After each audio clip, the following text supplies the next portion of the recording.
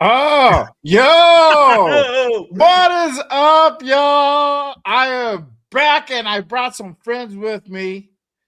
What is good? What is good? Welcome to the new Raiders Unfiltered, now also known as the Fab Three. Just kidding. Yo, salute to everybody in the building. Appreciate you guys pulling up and rocking with us on this beautiful Monday night. Raiders Unfiltered is back. Yes, sir. Really quick, if you guys haven't done so, make sure you guys hit that like, hit that subscribe on this channel, on my guy Raider Primos' channel, my guy Raider Will Silver and Black Radio Podcast. Make sure you guys go ahead and tap in with my guys. Hit that follow, hit that subscribe, and hit those likes on the streams, y'all. Appreciate you guys. All right, man, it's been a while, and yes, now we are us three are doing the show together. Crazy. So this is our little secret that we kind of had for a few months now. We've been just trying to find the right time to make sure we go ahead and bring everybody in. But salute to everybody again. How you guys doing, man? How y'all feeling?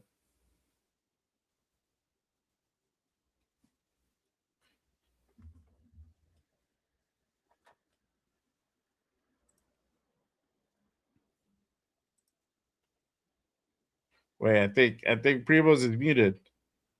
I think Primo's muted too. Primos is muted, dog. Bro, okay, so hey, I got a new mic. No, look.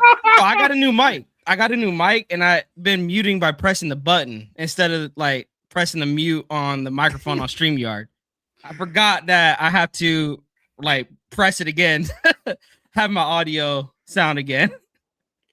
I was like, yo, dog, is it me? Am I tripping? Or is it like, what the fuck is going on? But as I was saying, I said it with when OTAs ended. Training camp is where football gets real. It's where we finally get to see what this team could look like come regular season. Of course, if we hear, some good things coming out of camp, you do got to take it with a grain of salt still, but you want to hear good things coming out of camp more than the bad. These past few seasons have shown me that training camp matters, preseason matters. I know a lot of people like, oh, it's training camp, games don't matter, it's just practice. No, shit gets real in training camp. Showing that the Raiders are for real, it starts in a couple of days. 3 days, I believe, right? Bro, yeah. 23rd, it starts for real to see what these Raiders are made of. Yes, sir. Well, how you feeling, my guy? Man, it is hot, baby. It is just like Primo came in, baby. He came in hot and furious. I mean, like I could see the emotion coming through the microphone. But you know what, bro? I felt the same way we are with the Raiders. We're all hyped up, right? Everybody's caged up, but we just can't see anything yet. It's just like Primo said. We're about to get into the stage where we see all the rookies come in, where all the hype come in, where everybody tells me how good the Raiders look and that we are killing it in preseason and that we're going to the Super Bowl. Hey, let's calm down those hype trains, baby. I'm just telling y'all, man, it's hot right now because it is hot as fuck where I live. But I mean, like, yo, it's hot everywhere. But at the same time, man, it's the beginning of the season and everybody's excited. I mean, the home opener got a lot of hype, a lot of big things coming up. And I mean, like, yo, Raiders football is upon us, boys. The whole reason I think that we have an existence is upon us. And this football season is a short season, and we have a new team. We have a new squad. We have a lot of stuff that we're looking at. And, man, I can't wait to break it down with you guys. Yes, sir. Literally, we have been waiting months and months, but we're almost here now. Raiders football is about to go ahead and begin, man. A lot of good things coming up, literally right around the corner. But like Will said, literally, rookies report on Thursday, so it's everything's happening really quick. So, and I know it's kind of been slow the last couple of months, and it's a change, yo. It's a change because normally there's always something going on, some type of drama. Somebody did something. Somebody's about to go ahead and get traded. There's conflict in the room and yada yada. But it's been mostly pretty quiet for the most part. And so, man, It's called what it is. It's been boring. No, It's been boring, bro. No, actually, you know what? It hasn't been boring. It's been productive, bro. The thing is, there's a lot of things that we got to look at. The Raiders didn't have all these rumors. The whole Max Crosby thing happened, right? Right. Fuck it. You see the chat's going crazy right now, bro. And I'm going to tell you, I'm going to squash this right now. This whole fucking thing that came out on this article that Graf pulled out, right? That we're going to trade Fernando Mendoza for a haul. Bro, this is why some people are too stupid to own a computer. Putting shit out like this, bro, should be freaking condemned. This is fabricated, y'all. Let's just put this to rest. Fernando Mendoza is not being traded for a haul. Hey, wow, you were kidding. I don't even know how you coming out on fire. I think I wrote in the chat. I was like, how do you even wake up and was like, you know what? I'm gonna write this, and it's a good article. Right. Roshan says, yeah, baby. Yeah. He's like, wants me to say, yeah, baby, after sentence. Was it on? Oh, like Dick Vitale. Oh, Dick Vitale, baby. Yeah, baby. You know, baby. I love it, bro. Hey, but that's my favorite thing, my little favorite catchphrase for you now. You know, the only rumor was the trade. That was the only thing that happened this offseason. And guess what? The Raiders fucking did everything legit. Like, if you look at the way that, bro, we took him back in, and fucking this dude got so much swag, bro. Spytek got swag oozing out that body. He just goes like, hey, bro, I'm not worried. Hey, he said, I ain't worried about that, baby. We can intake that freaking salary cap. I got this. I was like, God damn, bro, this motherfucker's a pimp. Here's my thing, Raider Will, with that. How look on between the two organizations, the Baltimore Ravens and the Las Vegas Raiders. One thing we've said about the Raiders organization is dysfunction. Like, one word to sum it up. People were looking at the Ravens organization like, what are you guys doing? Like, what are you guys doing? They're not looking at they looked at the Raiders like, this is an organization looking what they did. Now, like, you already got defensive pieces, and then you're adding Max Crosby back to that equation. That's why I believe, people, I believe what you said. Spytek, it's like he went into that, the free agency, like, let's hold off on a bit. Let's see if this trade is going to go through or not. It's like he planned. It's like he planned. It's like he planned. Max Crosby was going to come back, and Spytek is looking like a genius right now. But again, I'm going to say right now he's looking like a genius. But his draft class has yet to really see the football field, and last year's draft class has a lot of questions that need to be answered. Well, it's still early and they haven't put on pads yet, and we're about to find that out really, really, really soon. Before I go ahead and kick off really the show, let me go ahead and do a quick roll call again. I am back, and I got some friends with me, the brand new Raiders Unfiltered. But let me go ahead and shout out the peeps in the building. Shout out to Demokes in the building. Our guy Rorschach Raider, salute. Bob Standard, appreciate you pulling up. Salute. Our guy Cool Kev in the building. What is good, my guy? Shout out to Anthony in the building. What it do? Salute, my guy. Anthony Estrada, what is good, my guy? Appreciate you pulling up. Raider Travis in the building. Yes, sir. Let's see. David in the building. What is good? Appreciate you pulling up and tapping in. Huey P. What is good, my guy? Salute. Thank you for pulling up and rocking with us. What's going on, Huey? Shout out to Lecky in the building. Salute, my guy. Appreciate you pulling up and tapping in. Let's see here. Raider Scorpio. What is good? Appreciate you pulling up. Shout out to Excel with the Silver Star. One of you guys, not me, because I assume this is. Well, actually, it could have been. I don't know. It might be That's me. It might Primo. Look at that smile, bro. Hey, He yo. knows that Nah, I don't know where God that. damn, I have no idea where that's coming from. I didn't even know that. Maybe it's me, bro, because there's no paperclip to it. Oh man! But again, appreciate everybody else pulling up. Shout out to my guy Rose Hand in the building, pulling up, and Matt on the man. Will's always on fucking vacation, dog. Or he looks like he's on vacation, bro. He's dreaming of cold weather right now. Nice warm weather, bro. My thing is, man, I could just imagine seeing Raider Will get on a flight for Hawaii and he's just decked out in Raider gear. Bro, that's exactly how I travel. Anywhere I go, bro, I am identified because I got tropical Raider gear. I got vacation Raider gear. I'll be like, bro, I don't live but in silver and black. And my wife loves it because guess what? She knows what to buy me every year. Right? Hey, that's what I tell my girl. Hey, you know what would give me for Christmas and birthday? Raider gear. Raider my wife gear, goes like, I Dodger buy you gear. Raider socks because I know that you're going to like them. I get Raider underwear, bro, because my wife goes, I know that you'll wear them.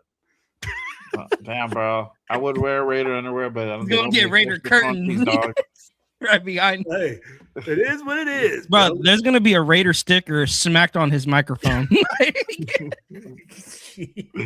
There you go. Hey, bro. But appreciate you guys. Yes, sir. Appreciate you guys pulling up. All right, let's go ahead and get this thing underway, y'all. So again, rookies report to training camp on Thursday. Let me ask y'all, which rookie should there be an eye out for? Who do y'all feel that it might be that one guy that could surprise us from this rookie draft class? I'm gonna start with you, Primos. Who do you think we should be kind of keeping an eye out for? I'm going to cheat here because I think there's two, and I think they're going to go ahead in training camp. Malik Benson versus Hezekiah Masses.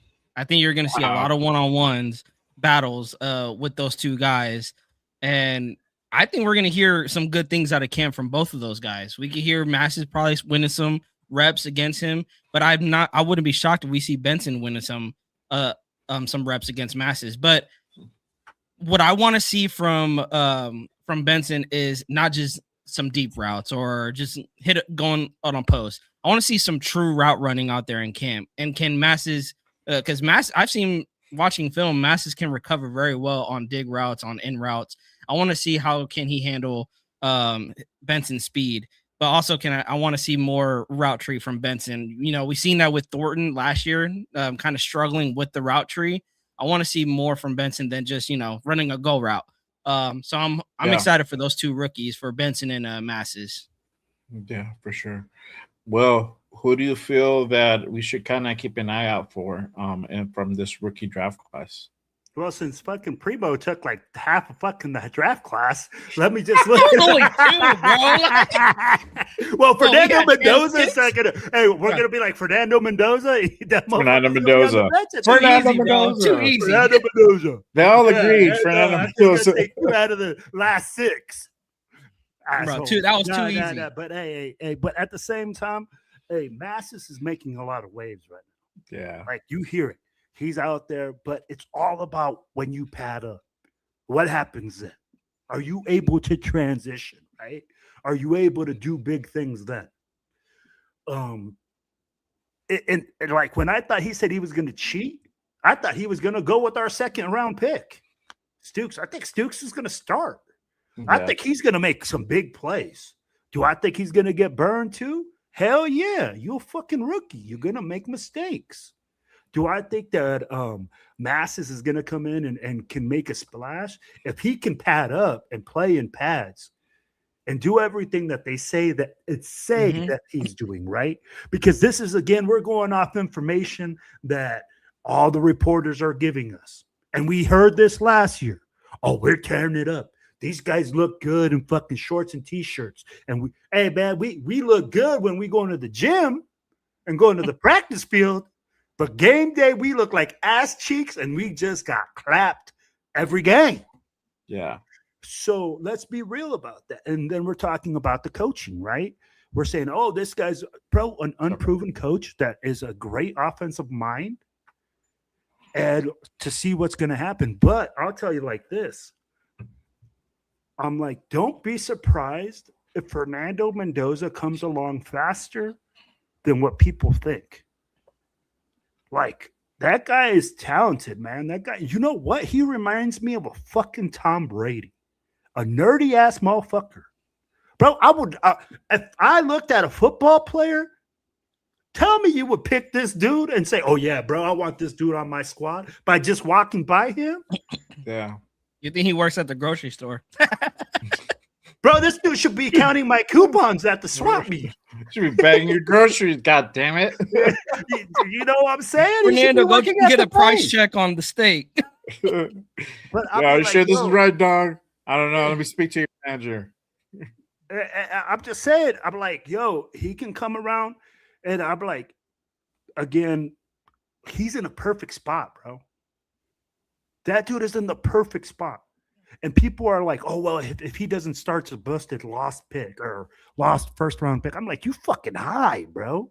This is the problem with the Raiders or Raiders fans. We think every fucking guy that gets drafted needs to start immediately. I'm like, nah, bro, let him earn that shit. Yeah, 100%. And see what happens. Mm-hmm. But yeah, man, I'm like, I'm gonna go with Ezekiel Masses too. I'm like, I'll go with Stukes and Masses because he picked 2, and I'll just double up on Masses because I like defense, man, and I really, really do hope that we get an upgrade there because I think the Cameron Richardson, bro, I think he's on the bubble. He's on his way out. I've been rooting for DCam, but he's never definitely on the bubble. I feel he even when injuries happen and he got his shot, to come in for those injuries. Quarterbacks went his way right away, and he did nothing about it. Yeah. So the preseason is going to be training camp, and preseason is going to be big for DCam, just to make the roster, not even just to like start or see the playing field, just to be some sort of a depth piece in that corner room. Exactly, I agree with you 100%. Oh man, look at Raider Ryan, member for 15 months. Yeah, I'm gonna post up this thing real quick. Yeah, I mean, for me, I'm gonna go with my guy Rose Town. Zun's a sleeper. I agree, bro. This dude is gonna be a dude that he might steal somebody's job this training camp. We're gonna see what's what, and there's still battles. There's still battles there, right, left, maybe right side. You never know, bro. So, you never know. Jay, let me tell you like this. I don't consider him a sleeper. I consider him an actual starter on this offensive line. No, I think he's going to come in and start. Don't be surprised. Yeah, definitely. That's why I'm thinking he's competing, bro. I'm thinking he's competing for. You said this is when it is time, like the pads come on. It is time to put up or shut up. Best believe he's going to get some reps against who, number 98 on the other side of the ball. And I can't wait, bro. I can't wait. Because guess what? If he pads up, bro, that's the best part to watch and go practice. I don't give a fuck about the rest of practice.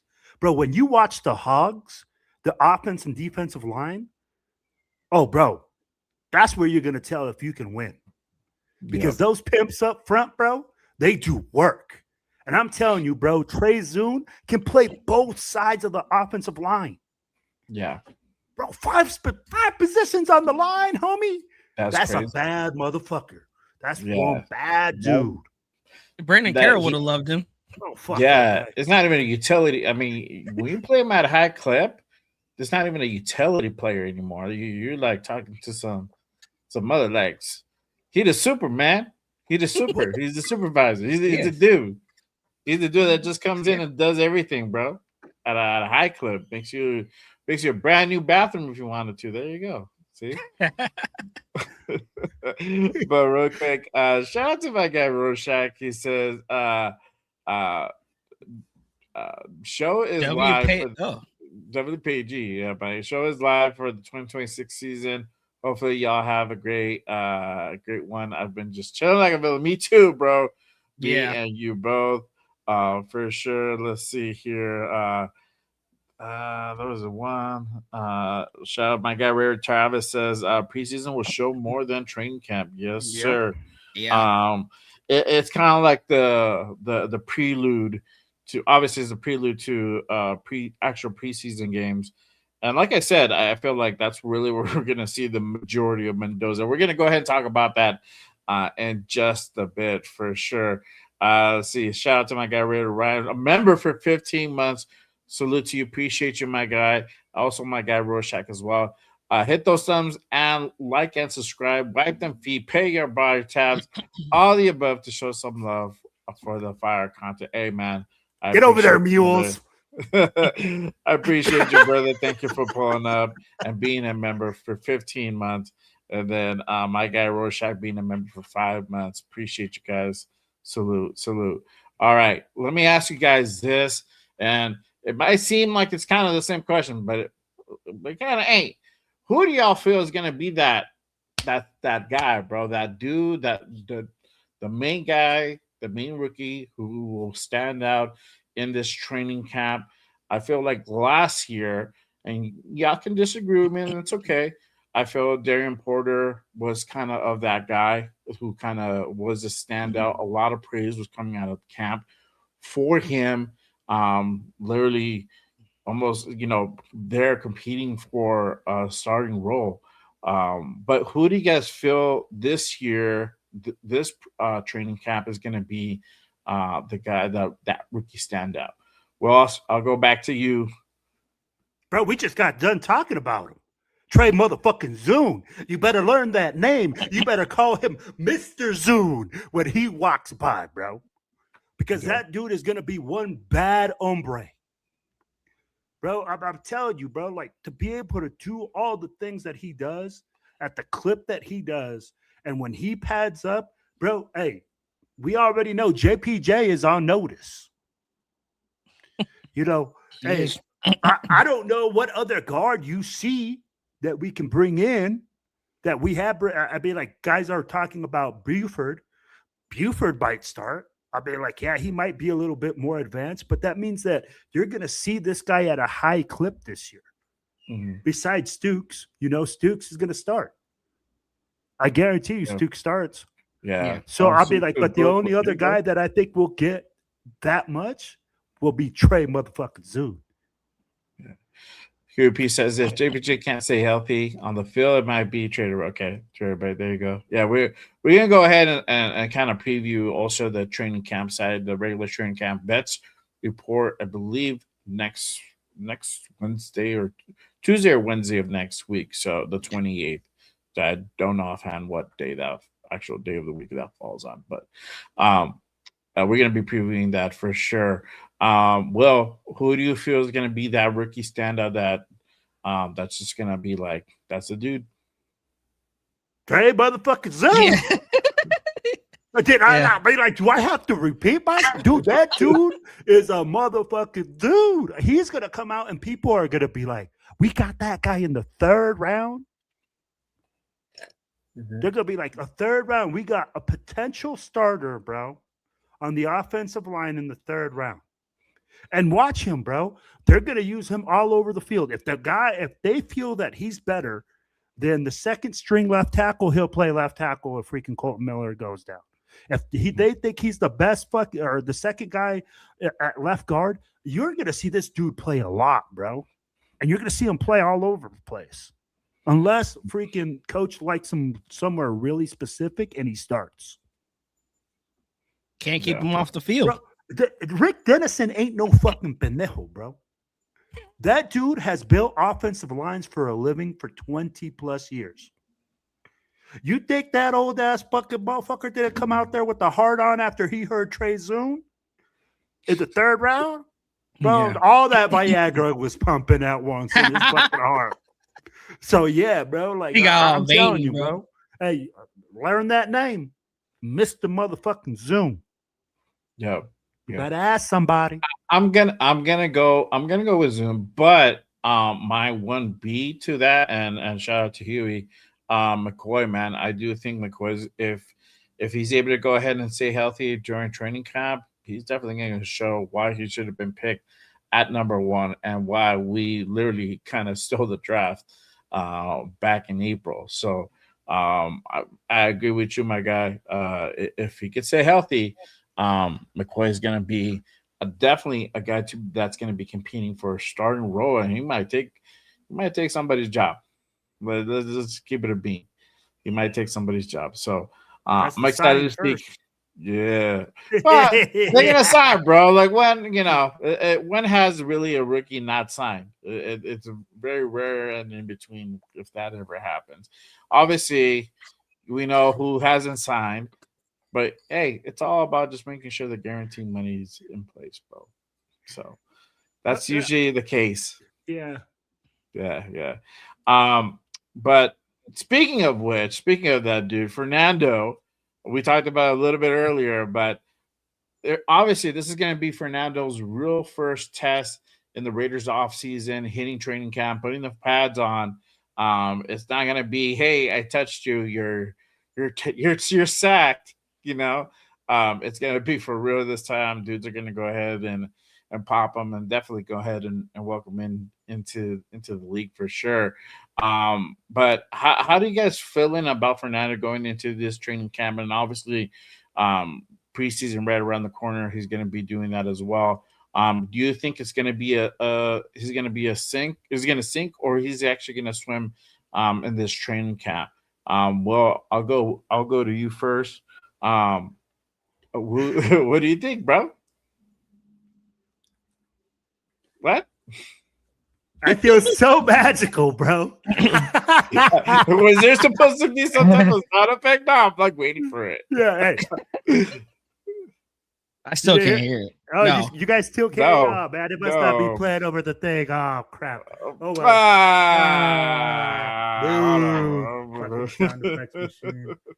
He had a Chief fan working it. No, man. No, for real. Man, honestly, I'm going to tell you, like, how do I feel about him going into it? Bro, he's not in a sink or swim situation. He's literally in not the situation part, but he could still potentially sink. Like, how are you going to sink? You're the third string on the bench. You can't sing no lower than the third string on the bench. Let's keep it real. I mean, everybody knows that there's certain expectations for Fernando Mendoza, even though there shouldn't be any. There's still some expectations. So if this dude literally starts throwing, picks left and right, bro, worse than Gino, bro, I think we're gonna have a fucking problem. Hey, here's the thing. I'm gonna tell you what's gonna happen with Fernando Mendoza, bro. We'll see him next year. Yep, I agree. I agree with that. Unless freaking Kurt Cobain's has totally lost all his mojo, and like he's already fucking like 1 foot in the grave. I'll be like, you're gonna see Kurt Cobain's out there, bro.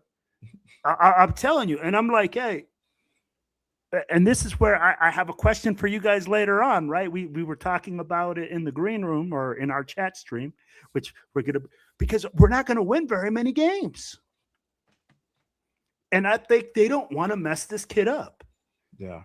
You know what? I'll be like, are you really going to bring him in and like go like, oh yeah, bro, after 4 games, we suck. We're 0-3. Is Fernando Mendoza or 0-4? Kurt Cobain's got 16 sacks. Is Fernando Mendoza really going to go in there and start winning games? Hell no. That means there's issues. That means there's things that got to get fixed. And let's be real, bro. There's a lot of issues on the offensive line. How many games does it usually take a team to gel? It takes time. Apparently 17. Sometimes it's 24 games, bro. Hey, or are we at 30, 48? Well, and I mean, like, know, bro. You ain't lying, bro. And that's the thing. And maybe we'll figure out our offensive line before the season starts. You know, things like that. I'll be like, bro, there's a lot of things that got to happen and try to go in place before you put Fernando Mendoza out there. Because this kid is not a guaranteed success. Yeah. Ain't nobody telling me that this kid is a true, like, he ain't Peyton Manning. He's fucking Fernando Mendoza. Mm-hmm. Let's not put this kid in other realms and like some special realm where he was the first round draft pick. Yeah. So was fucking Jamarcus Russell. And look what happened because we put him out there without having everything in tune, without a supporting cast, without having offensive line blocking. So for me, I mean, like, bro, he can't sink any lower. You're on the fucking depth chart. You're probably not going to play till next year. But at the same time, I'm like, you know what? If you guys want to play it and say, hey, week 14 to 15, that's when I would expect to see him. Mm-hmm. I like that because I'm trying to make that week 15 game. Yeah, I'm telling you, bro, because at that point, if you know where you're at in the season. If you're not winning games, might as well get him the experience. Exactly. That's where you go and you say at week 14, you get Fernando the experience. You groom him the whole way through. Fuck, you suck. Bro, I'm telling you like this. When you first start at something, you fucking suck. What did he say? I'm working on my footwork and my timing. Footwork and timing is the bare basics of the West Coast offense. Taking snaps under center. Yeah. He said he was working on that as well. Getting all those things, guys, those are all the bare basics. So how are we going to say that Fernando Mendoza is going to be fucking ready by week 4? By week 3? When he's learning the steps. 1. When he's learning how to pre-read the field. When Kurt Cobain's over there already got that experience. He's like, hey, baby, come eat some ice cream at my house. I got some chiclets over here. And you can read my 18 playbooks that I've had before, and you can look at things. So, man, I really just hope, man, that like I said, there's nowhere for him to sink. There's only a place for him to grow. Yeah. For Fernando Mendoza, the only roof is pointing up, bro. Even through those mistakes as well. You know, he's going to make – that's what Raider Nation needs to understand. He is going to make mistakes. He's a rookie. You know, like I think that's what was bothering me when we were talking about the, you know, pre-draft with Mendoza is people were looking at him like – or from our standpoint, from my standpoint, is people thought I was banging for the table for Mendoza, hoping Mendoza's going to come in and be the magical unicorn and take us to the Super Bowl rookie year and win us. No, it's going to take time. I know that. Yeah. But I also know you need a right coach. You need a right situation. We've said that with many, many quarterbacks. But to Raider Will's point, I would also add this with the Jamarcus Russell take, work ethic. Jamarcus Russell and Fernando Mendoza have a different work ethic.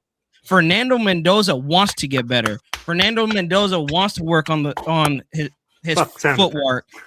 He will not. Hey, you give him a blank tapes, he's gonna probably come back like, "What the fuck is this shit?" Primo, you let him. That's true, 100%. Let him know, Primo. Like, let's keep it a buck. So that's why the Raider PTSD, it's real. I get that, but two different players. Like Will said, Fernando Mendoza is not Peyton Manning. He's not Tom Brady. He is Fernando fucking Mendoza. That is it. He is not nobody else. And the Raiders coaching staff has a plan for him. Do I think he'll sink or swim? I think he'll swim because of that work ethic that he has brought to the Raiders and just to himself. He wants to get better. But of course, from our standpoint, we haven't seen what does that look like. We haven't seen any videos in training camp. They haven't put the pads on. Preseason has not, hasn't started. This is what I said with Mendoza. The answers are going to start becoming more clear once training camp finally comes around. The pads go on.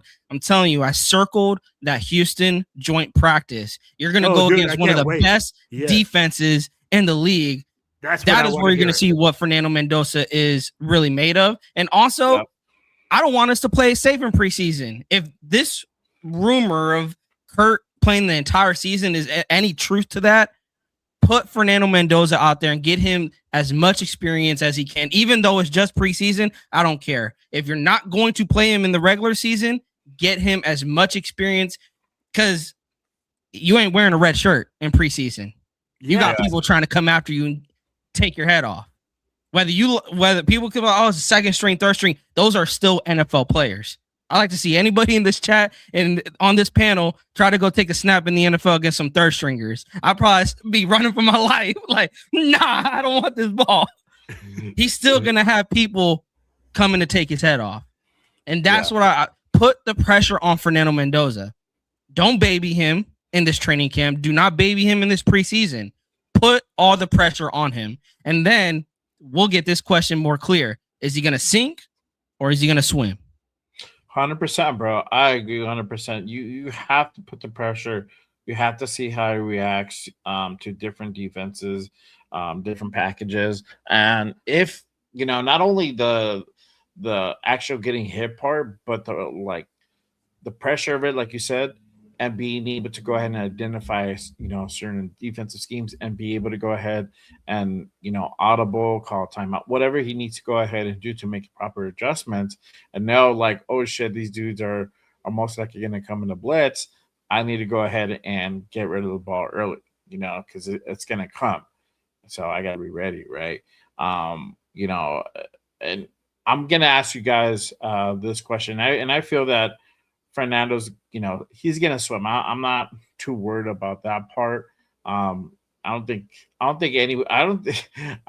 don't think anybody could probably be worse than Jamarcus Russell. I don't know, but that's pretty bad, bro. That's like your uber worst case scenario, bro. But we talked about this kind of earlier today, and we wanted to go ahead and kind of also bring it up to our chat. What is the likelihood of Fernando actually sitting all season? I know, Will, you said about maybe most about 15 games, maybe having him play the last 2, maybe 3 games of the end of the season. I think pretty much you kind of said the same. I'll go back to you in a second. But shout out to my guy Severe in the building. He said in training camp, look for his Hickzaya masses if he's healthy to allow if he's allowed to fully participate, and obviously Jermon McCoy if he's allowed to fully participate in that. Let's see here. Hold on. Certified Junkie. I got this hat at the Raider Image, my guy. So I don't know. I think they still have some. Raider Image be taking our money, man. They know, I know, bro. Raider gear. What is it, Hoyer? I think Brian Hoyer was the one that actually wore this, like during a game, and I'm like, I want that fucking hat. I need that in my life now. It's always the players. The players be wearing some freaking dope ass hats, man. I haven't seen them really rock like some good shit. Hoyer was the only one really like I've seen with a nice hat, and then the next year. They like it's always Super the backups, bro. Yeah, Super Gino had a fucking. That's all they're doing is wearing hats. Gino wore that shit, and I'm like, man, fuck that. But hey, this is one of my favorite hats for sure. So Primoz, what do you feel like? Do you think what's the likelihood of actually Fernando sitting all season long? Do you see him eventually coming out? And around what game do you think that's gonna happen at? Latest, maybe the last game of the season. But here's why I say week 14, week 15. I agree with Raider Will is just the schedule. Like wins are not going to come, and if the wins don't come, why not put Mendoza out there? If you been eliminated from the playoffs, or there's a likely chance you are not going to make the playoffs, which let's keep it real, Raider Nation. The Chiefs are perennial playoff team. The Chargers are a perennial playoff team. Same with the Broncos. They just coming off the number 1 seed. The Raiders are not there yet. Doesn't mean they can't be, but to ask that from this season, also going against the NFC West, that juggernaut of a division, 3 playoff teams in that division, Mendoza should see the field week 14, week 15, especially if you have a losing record. Why not? Why not put Mendoza out there if you have a losing record? Like, at that point, I feel like that is more of a bad thing or a bad growth for Mendoza. Because, again, if he's going to make mistakes, like Kubiak, you can't play it safe with Mendoza. If you have a losing season, don't be like, oh, we're just going to wait till next season with Mendoza. No, you have a chance to go see what he can do with actual bullets, going against a starting defense. And say what you want. Let me see if I could take a look at her schedule real quick. You have the Broncos, the Titans, the Cardinals, and the Chiefs the last 4 games. I think that's a pretty good schedule for Mendoza to get his feet wet in the season. But if you go through this entire season not playing Mendoza, essentially his sophomore year will be his rookie year. Mm-hmm. Well, you sticking by your 15 around game 15? You know what, bro? I'm gonna 15. tell you like this. You asked what the probabilities were of Mendoza playing this season. I'm gonna go like 80% to 90% that he'll play this season. Why? Because we fucking suck. I'd be like, we talked about it, bro. We ain't that much better this year. And I don't want to hear this whole thing, hey, we going to the playoffs. Playoffs, my Jim Mora voice. What the fuck you talk about, bro? We just want to win a game. We just want to get through the season without getting pounded. But do I see that we'll have more wins the next year? Yeah. But to even be close to it, I'd be like, I don't think we'll be close. So, yes, I do expect them to play game 14, 15. Yeah, like that's exactly where I expect them to be ready at. Mm-hmm. That's exactly where I expect the team to be like, hey, you know what?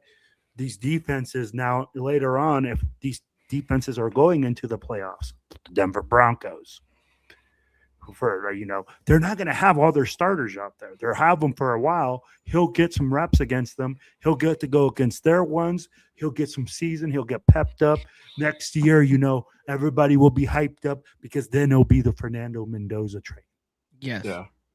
And then shout out to Raider Scorpio. He says, all depends on the online how it holds up. You don't need him to get hurt out there. You can't play it safe with him. You can't play it completely. You can't shelter this dude. You can't. Let's just not put him out there against any pass rush. If he throws 3 picks, he throws 3 picks. That's the thing. Like, let him make those mistakes. Because next year, when it's talking about more of the hurt, like getting injured perspective, but so like let's say we go with Will's scenario, right? Week 15, he comes in, he gets hurt the following game. I mean, it's not going to go ahead and really improve, impact the season like that. Now, yes, it would suck for Fernando to be injured, depending what type of injury. God forbid, right? If it happens, right, it just depends on the injury. It could be a rolled ankle, it could be whatever, right? So it all just kind of depends. But eventually, this is a contact sport. Things are going to happen. Yeah. I think going kind of because I agree with kind of Will's scenario where you're probably going to see him maybe week 14, week 15, especially depending how our record is, which I don't see us having a winning season this year. I'm keep it a bean. I'm with you on that, gang. Hey, keep it a bean, bro. With you. Yeah. So with that being said, you still have to go ahead and give him some exposure.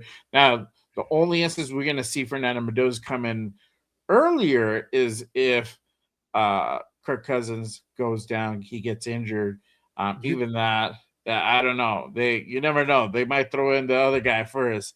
His initials are AOC to go ahead and MVP season incoming, as Jamokes would say. To go ahead and leader of the AOC, the brunt of the season.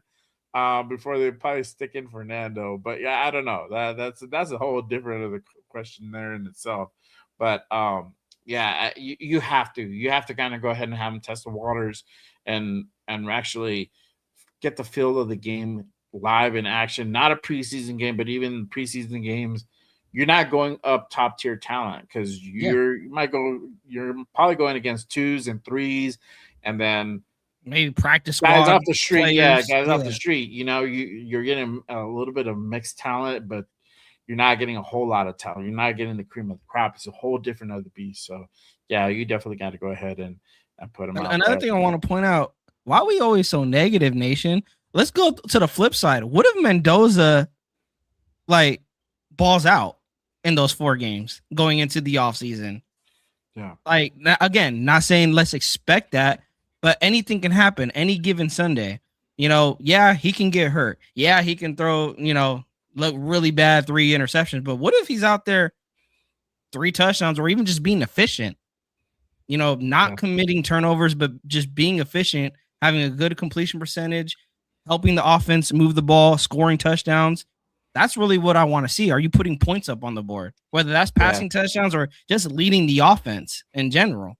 Yeah, it's sustaining drives. Yeah. If you get, even if you're not throwing, you're not throwing the touchdown, you're setting up for the touchdown itself, right? So whether you're handing it off to Genty or Big Mike gets Washington. creative, end around with Tucker, whatever the case may be. Whatever it is, like it's just moving the ball or getting 3 on the board. That's also where we fucked up a lot last year too, and that was just like, wow, we can't even do that right. We can't even go ahead and set up for a proper field goal. It was crazy. Shout out to my guy Severe. He says week 14 makes sense because it's the Chargers and after the bye, but Mendoza against the Broncos defense could get ugly. I think it's just growing pains. Gotta put them out there, and I think that's the thing. Is just like can't baby this guy anymore. Once he gets that exposure and we know like, okay, this guy is just maybe, he needs a few more starts for him to really, be ready to go. That's cool. That's one thing. But yeah, you gotta give him exposure for sure.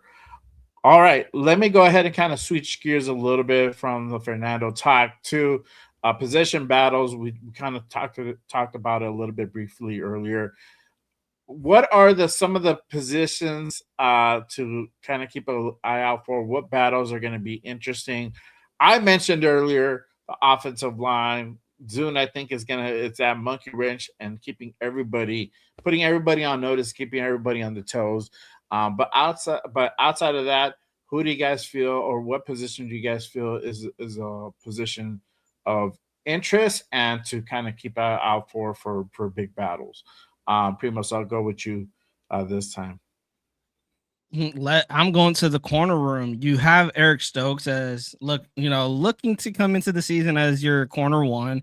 Outside of that, who is the corner 2? Who's going to be on the corner 2? Who's going to be, Terrion Johnson's looking to be the nickel. I'm interested to see how he looks, given he was holding out for I think it was his contract, but he came back.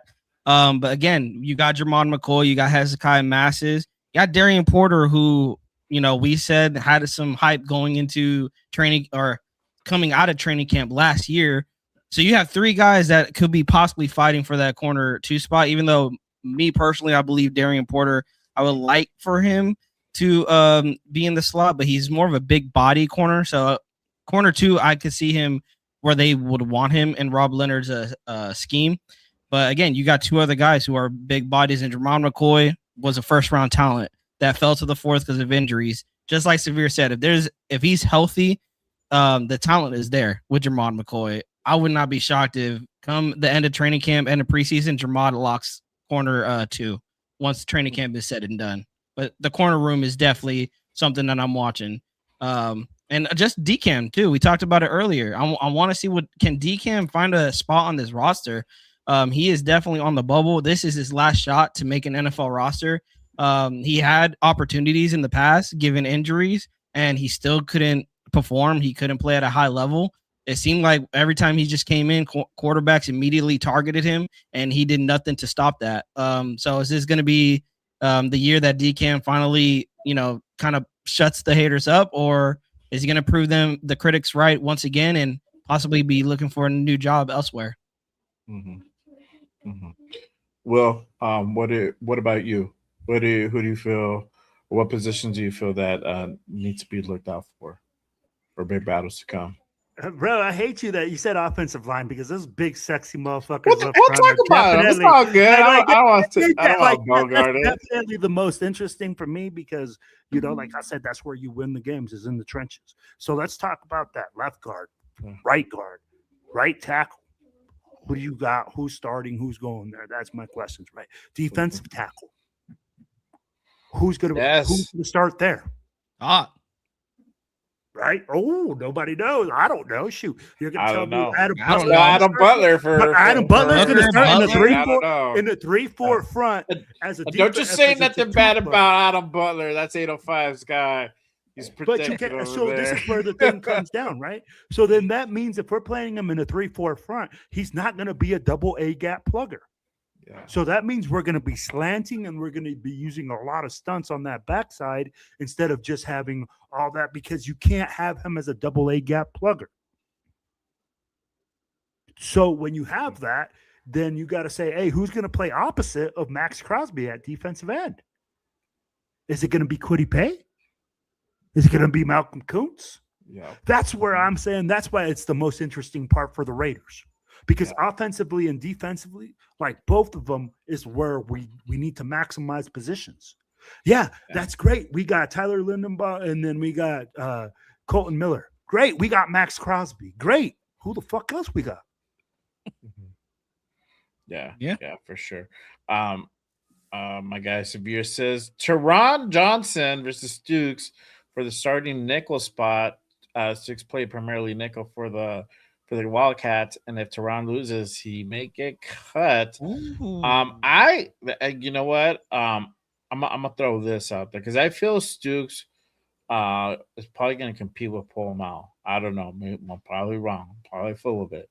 I feel the Johnsons are going to battle it out, and you could still throw in Stooks into that because I think they're going to go ahead and just kind of like let that dude find his, more dominant position. It could be nickel. And this is crazy. This is kind of like the first time that we're pretty strong at nickel because any of these guys happen to win that job, man, that spot's going to be sweet. Severe. The biggest battle will be Trey Tucker and Jetty for the shortest guy on the team. Hands down, the best comment tonight, bro.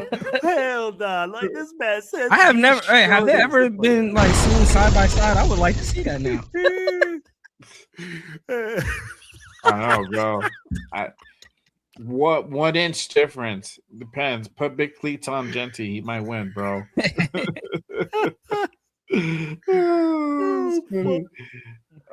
shit just got me all fucking distracted now. But I don't even know what the fuck we were talking about. The position battles. I'm glad. I'm glad Severe brought up Trey Tucker because what about wide receivers? Like, you have Naylor. People think Naylor could be your number one going into the season.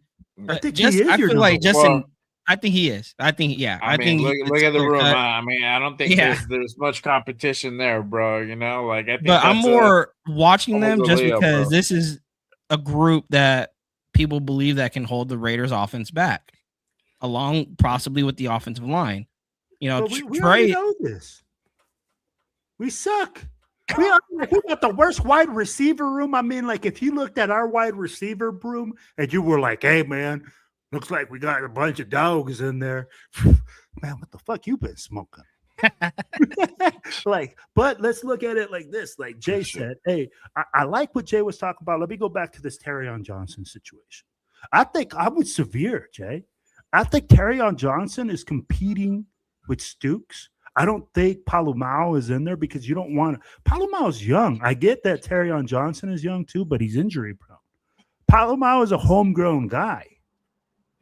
So when you look at that and you look at the way that the depth is, right? Look at Jeremy Chin, Isaiah Palomao, Stooks, Johnson. Terrion Johnson only plays the nickel. Yeah, that's it. That's it. Yep. Mm-hmm. He doesn't have versatility. And what's one thing that the Raiders are valuing on defense? Versatility. So that's why I think that Severe's on point with that, where he's saying, hey, it's Terrion Johnson or Stooks. If Terrion Johnson doesn't cut the mustard and put this dude on the bench and make this whole nickel situation just, hey, bro. A lock. A lock? Hey, and then remember, Terrion Johnson's money is not guaranteed. Yeah. They cut him. I'll be like, no, I think he gets like a small thing that's guaranteed. It's not a lot. Like, that's what I'm saying. Like, bro, you're not going to lose a lot of money. You're not losing. You're probably losing like 2, 3, something like that, which is not a lot at all. There's so much competition this year. That's what I love about this team, is that we actually have guys that, hey, you could get cut, bro. Yeah. The Cameron Richardson, can't wait to see you. Fucking Porter, Darian Porter, Darren Porter, who? I think that guy plays for the Nuggets. Yeah. This is interesting. What Severe posted up. Benson versus Thornton for the last wide receiver spot could get interesting. It could, bro. If I gotta look at it, as a kind of serious thing, I feel Benson might have it over Thornton just on the catch alone. Even they're both pretty bad at catching. Benson's hands have been suspect themselves, but I think out of the two, I think Benson's probably the better one, bro. Unless Thornton did something in the offseason to go ahead and kind of rectify that. I don't know. But yeah, that'll be interesting to see kind of how that plays out. Dante Thornton couldn't catch a bunny at the bunny ranch. Dude's always open for a reason. he couldn't catch a cold even if he tried. Hey, bro, it's proven. I mean, like, hey, like we said, hey, show me if you got him. I'm like, I ain't seen shit from him. I'm like, the only thing you showed this year is that you're consistently inconsistent, and that what they said about you when you came out of college was absolutely true. Mm-hmm. Mm-hmm. And there was a lot of hype for a lot of.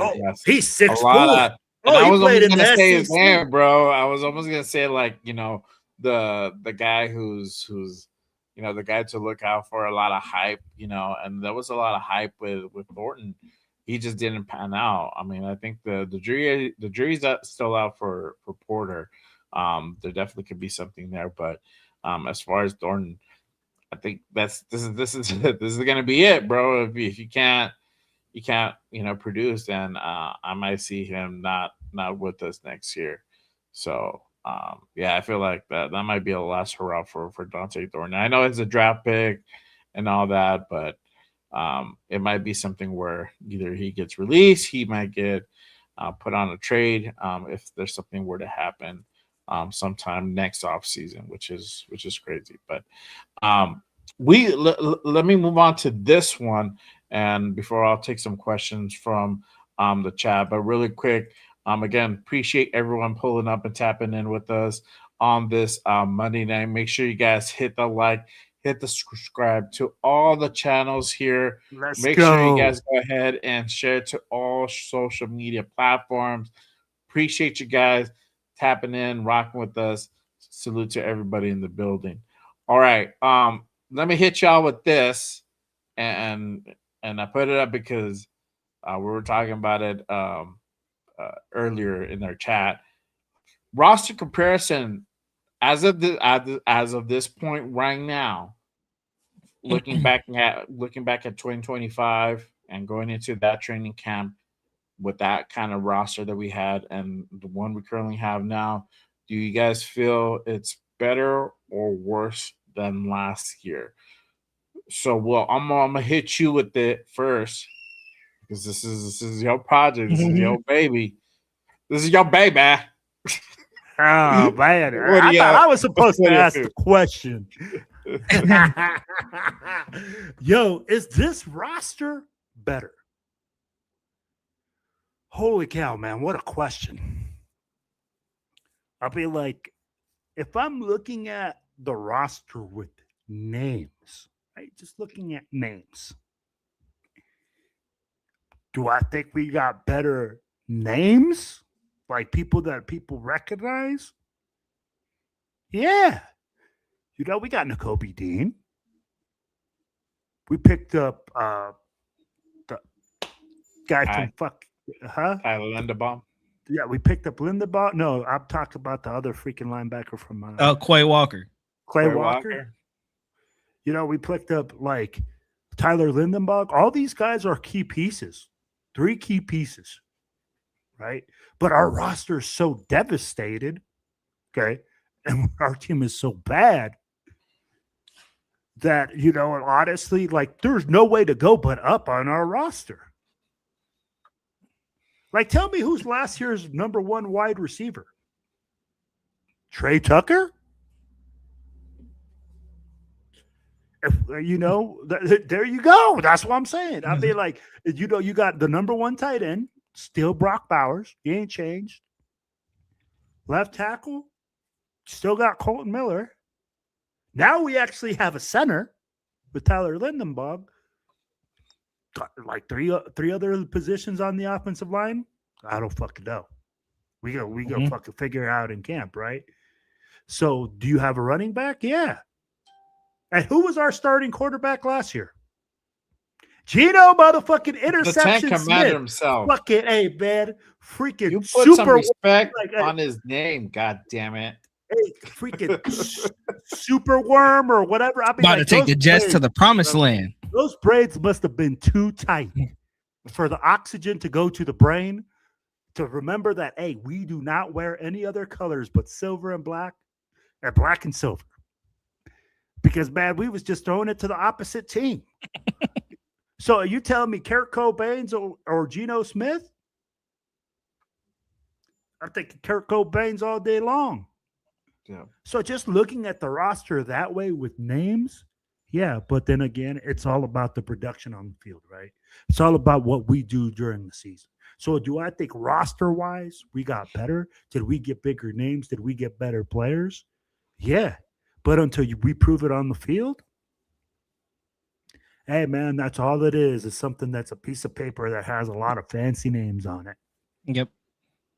I can't say it any better than Will. I mean, it's all names. Like, it's better based off the names that you see on the piece of paper, but I'm going to say it's better based off the coaching staff. You have a coaching staff that clearly has a plan to set an identity for this Raiders roster. They know what they want to do by drafting Stooks. I think Severe brought it up. That hybrid safety coming into the box.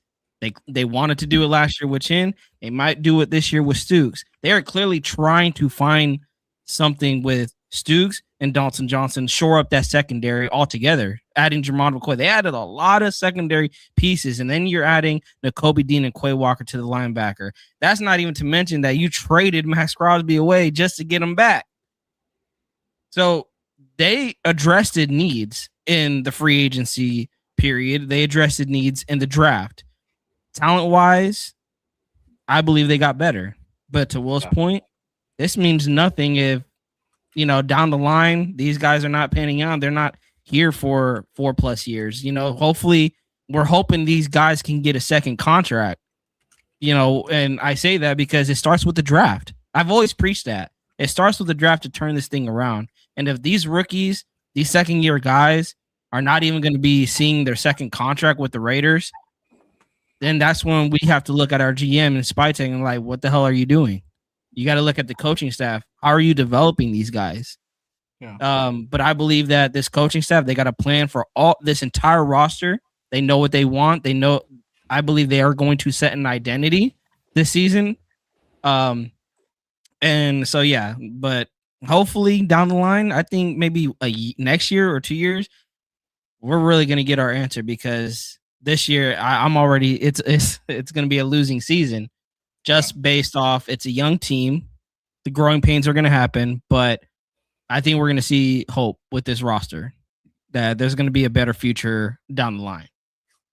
Yeah, I mean, like you said, the draft. It starts with the draft. That's really where you build, real competitive teams through the draft. You get your little pieces, and we've been preaching it time and time again. You get your little pieces through free agency, like that one little piece or two pieces that you're needing to go ahead and really put you over the top and make and let you be able to go ahead and actually make a big run. But I'm agreement. It's all names at this point.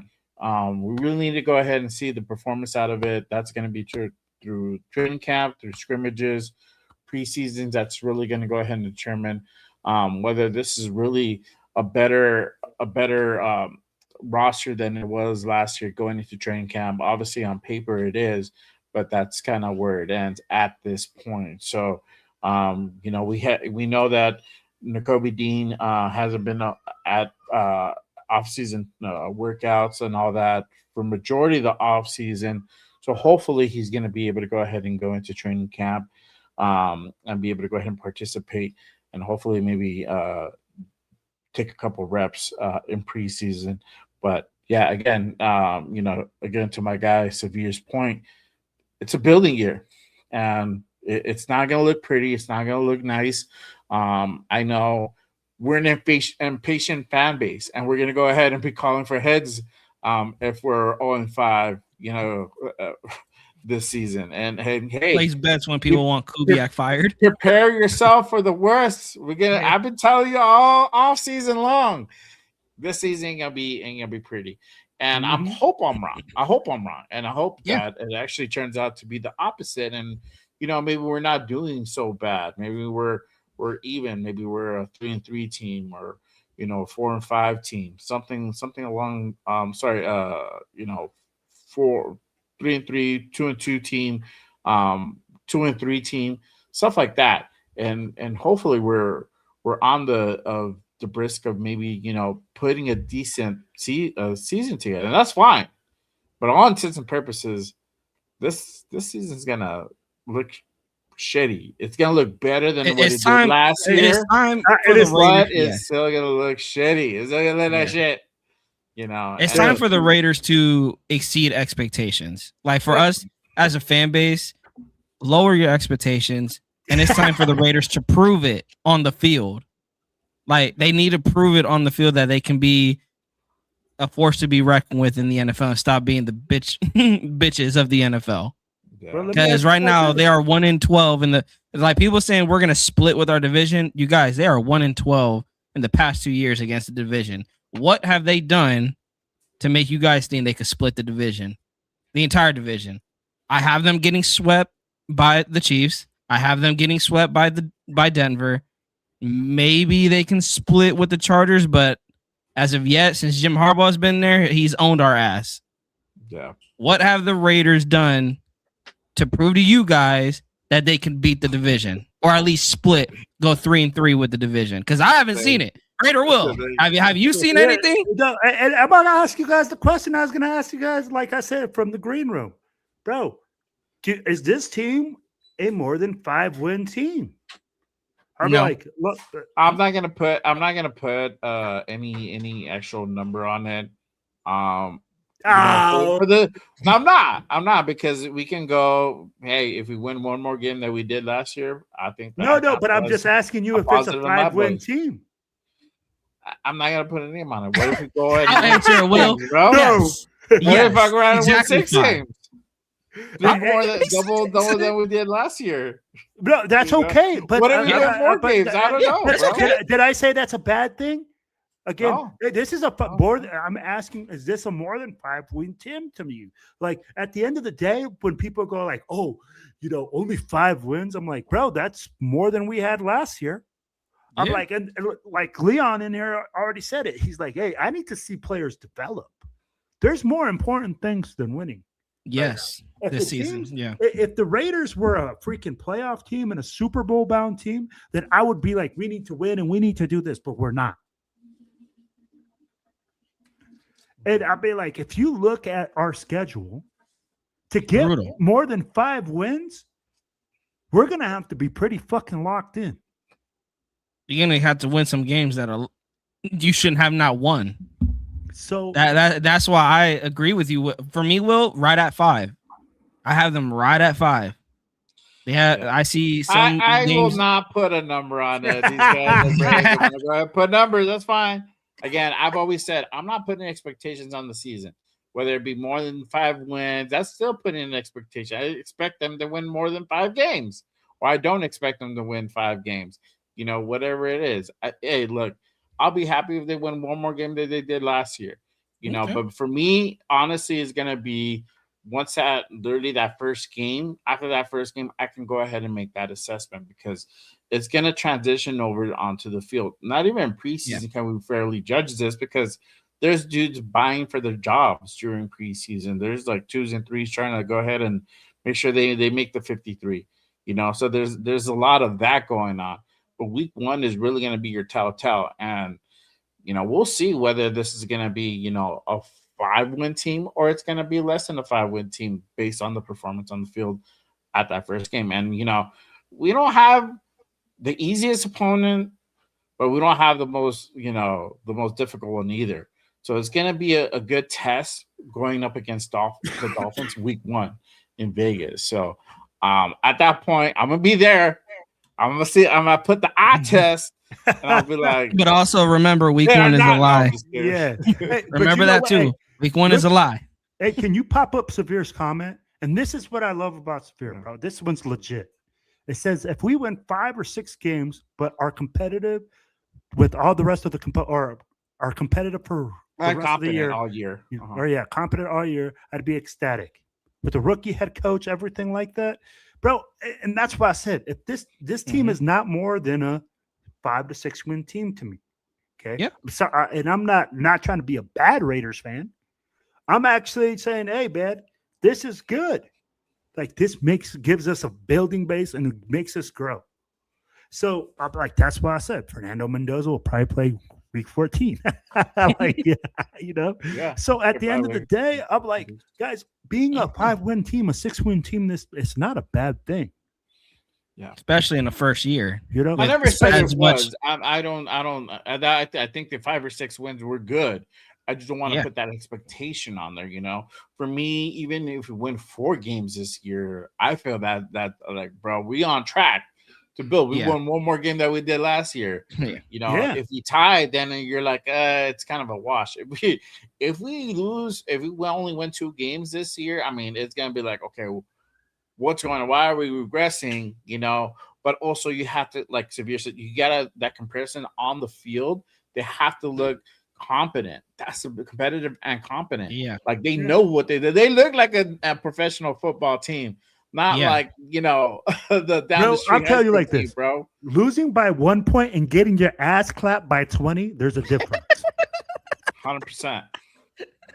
Straight up, bro. I mean, like, why are we fucking around? Like, yo, straight up, if we lose by a point, if we lose by a tutty, if we lose by a field goal, if we lose by a last minute thing, but we competing and we fighting like dogs, bro, and our team isn't just getting blanked out, looking by the 3rd game of the season like they're already ready to drink mojitos and go on to the postseason. I'm like, come on, bro.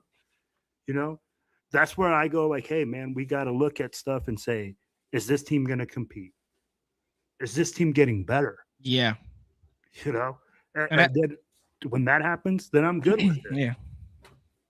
And I think that's where I'm at, is that I will put a 5, them at a 5-win team. To answer your question, Jay, is that my expectation? I would argue no, because what I'm looking for. People will ask me, well, how many wins do you think they'll get? 5, but that's not what I'm looking for. I'm not looking for, hopefully they get 5 wins so my prediction could be right. No, on paper, I believe they're a 5-win team, but I've always said I'm not expecting wins going into this season. I'm with Severe. I want to see player development. I want to see how we look on the football field. Am I ready to turn my TV off in the first 5 minutes of the game starting or not? Like, Right. or am I actually enjoying? Is this going to be like the Houston Texans game, or like, bro, where has this team been all season? Like, at least I'm enjoying the game. Like, Yeah. that's what I want. Mhm. Can I enjoy Raider football even through the losses? Can I enjoy Raider football? Like, damn, Raider Will, did you see how Traden Stukes looked out there? Did you see how Yes. Jermon Yes. McCoy looked out there? Genty looked out there? Like that's what I want to see. The young guys stepping up to the plate and just making Raider Nation like there's some hope in the future. I just want to talk. Yeah, my even shit through the during losses. game. Even through the losses. The wins may not be there. But through the losses, Yeah. I'm gonna be up here like, hey, next season, one more off season, maybe we can be a playoff contender. But 2026, this season is about player development. How does Kubiak game manage as a head coach? That is one thing we're gonna have to see out of him. How is he gonna coach at the head coaching level? How is Rob Leonard gonna coach a defense? First time defensive coordinator. There's a lot of questions, you guys, that is way bigger than how many wins will the Raiders win? Yeah. Or how many Yeah, games will the Raiders win? There's way Yeah, more important questions than that question. Yeah, there's definitely more questions. Not just the players this season. I feel like it's always the same shit, kind of the same year. We're always gonna go ahead and see how this coaching staff does, and we had kind of, some people. I can't speak for everybody because there's some people here who didn't have high expectations of last season, and they'll tell you. I did. Hey, bro, I drank the Kool-Aid. It's all good. I had a little bit of expectations last year. You're like, okay, cool. We got a more seasoned coach, and we got the premier, the highly sought out offensive coordinator, and we kept our DC last year, and it was fucking disappointment, man. I mean, you know what I mean, and that obviously we all know how that went, right? And yes, we got Fernando. That's great. But still, man, you don't want to go through the season, through that shit again. I mean, we go through it every year, right? So, but this season with Kubiak in here, same thing. I'm trying not to get my hopes up, but I'm very interested how this offense is going to look. In preseason. Well, obviously we're not going to see the whole book, but week 1 is really, I want to really see how that defense is. I'm sorry, where that offense is really going to look. Robbie Leonard, this is his first time at the helm on the defensive side of the ball. So obviously there's question marks surrounding him, but his, as far as his tutelage, goes pretty deep. So I feel like we're going to see a little bit more aggressiveness from this defense. I could be wrong, right? But I definitely feel there's going to be different packages, different looks that's going to be coming out of that 3-4. So I don't know, but really quick, let me go ahead and hit up the chat again. I appreciate everyone who's been tapping in and rocking with us on this Monday night. Make sure again you guys hit that like, hit that subscribe on this channel. Make sure you guys go ahead and share it to all social media platforms. Subscribe to all the channels, my guy. Will, to my right, Silver Black Radio Podcast. Let's and go. My guy, Raider Primos, as well. Right Make sure you there. guys go ahead and hit that subscribe on my guys here. All right. Let me go ahead and hit up the chat. Let's see here. So Rosetown says he's at 7 to 8 wins himself. Raider Scorpio says just one more than last year. I'll be satisfied. Okay. Raider J Mar says it's a 5-win team. Okay. All right. Leon says he does need to see player development over wins. All right. That's cool. I am in agreement, bro, for sure. Shout out to our guy Arnie in the building. Salute. Appreciate you pulling up. Arnie with the question. He says, "Who are most interesting?" Seeing plenty of snaps during preseason on offense and defense. I want to answer that. For me, it's Mendoza. Again, I said it earlier in the show. If you're gonna start, that's the rumor. Start Kirk Cousins all 17 games and have Mendoza on the bench. Give him as many snaps as he can get in preseason, and plenty of it. I don't want to just see 1 drive, 2 drives. Like, no, if you're not going to play him in the regular season, if that is the game plan that this coaching staff wants to go with, give him as many reps as he can in preseason. I want to see him take a lot of snaps. Yeah. Well, I want to see Trey Zoon take a lot of motherfucking snaps, baby. I mean, like, I want him to get all of them, every single one. At left tackle, left guard, center, right guard, right tackle, spaceman, whatever we need. If we need a guy that gets blocked, we need to put Trey Zoon there. So that's the one guy that I'm excited to see get a lot of snaps in the preseason, because I want to see if he's going to start, if he's going to make a push, and where he makes a push at, because of course his versatility. Yeah. For me, and I'm gonna trip y'all out. So for me, Crawford, I'm interested in seeing him take some snaps during preseason, and our Oos, also taking some snaps as well. Yeah, Lakitasi at defense. A big Oos, 370 pounds, a lot of mass. And he's been working on it in the offseason. So if we see him, quite a few snaps in preseason, and that dude just plowing motherfuckers, hey, and holding the gap. Positive necessary, closing the gap. Yeah. Don't open it, dog. Hey, I need him to show look- those fucking chest hairs, bro. Just rip that jersey off. Stop it. Oh man, let's see. Hey, But I'll ask you That's guys another this. guy that has hype, coming out, but again, hasn't really lived up to it. But Yeah, that is a guy that I'm gonna be interested in seeing. Laki Tassi finally get an opportunity at the defensive tackle position. Can he possibly make a rotational spot? Yeah, that would be definitely very interesting. Shout out to our guy Raider Paul in the building. My guy with the hold on, dog. Let me do it right. It's been a while. What? Hold on. Come on, man. Yeah. StreamYard fucking me up, man. Let's see. Go back down here. All right. Yeah, Severe says Raider fans have high expectations every year, and this team disappoints us every year. Switch it up from once. Start off with low expectations and be pleasantly surprised for once. Yeah, man, I agree, bro. Yeah. If they oversee like our low expectations, it's like, all right, cool. Like they actually had a pretty productive year. Yeah. That's the way you gotta kind of look at it at times. Hopefully we hit rock bottom. Hopefully now the only way is up. I ain't trying to go ahead and be fucking 1-16, bro. Goddamn, bro. That'll hurt, bro. That'll hurt. Back-to-back years with the number one pick. Exactly. Let's see here. Travis says my big expectation this year is that the Raiders. That right there, Travis. Hey, man, I just want to talk my shit, man. I want to go in there and look at that Chiefs fan and say, fuck your team, and say it with pride. Hold on. Y'all ain't ready, homeboy. Get to walking. Exactly. When I walk in there, bro, I want them to know that fuck your team and Raiders bitch is coming.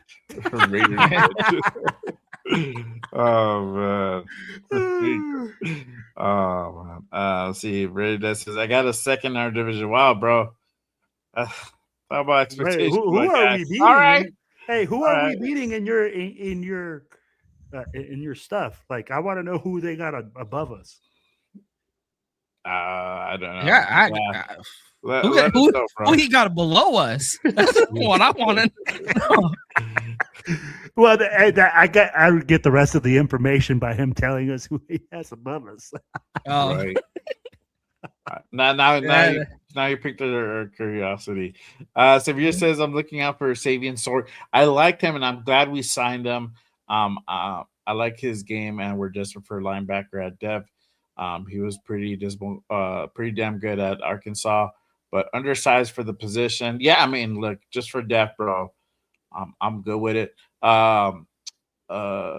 Senior Sloan is another guy to just kind of keep your eye on, and he's getting a little bit of steam. He's getting a little steam. So Sloan might be the next dark horse coming into this training camp, and might fuck around and make that 53. You never know. I'm calling it right now. Sloan might fuck around and make the 53. Not saying he's gonna start. I'm saying he's gonna make the 53, maybe. Bro, he's been making some waves, right?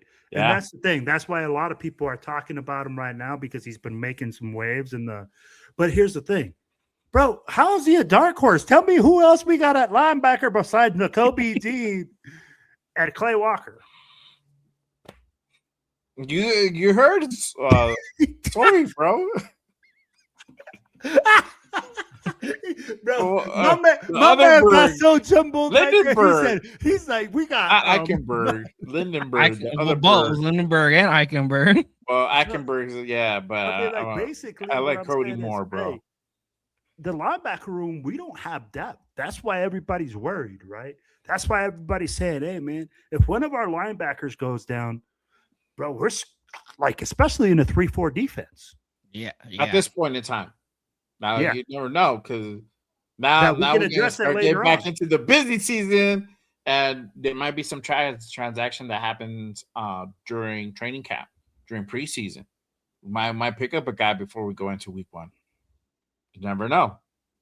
Guys get cut all the time. It could be. And that's the thing. For right now, if you look at it, that's why people are worried. That's why people are going, oh, Nakobe Dean isn't at practice. Oh, he hasn't done this. It gets, but here's the thing. I'm like, we have to see what we got. And especially as an undrafted player, hey, bro, we might get the next Debo. Mm-hmm. You never know. Debo was an undrafted player. You know, people didn't believe in him. I think he got even cut. I think so. So at the end of the day, I'd be like, if we get a guy like that just comes in and, hey, I'm undrafted and I just got that chip on my shoulder and I'm just going to make this team no matter what. Bro, he ain't got nothing to lose.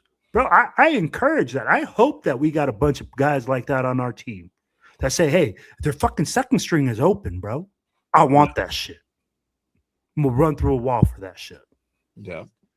Because we ain't got no fucking stars on this team, bro. If we ain't even fucking no playoff team, we ain't nothing. We teamed, well, according to Bleacher Report, we teamed 25 out of 32. But last year's standings made us 32 out of 32.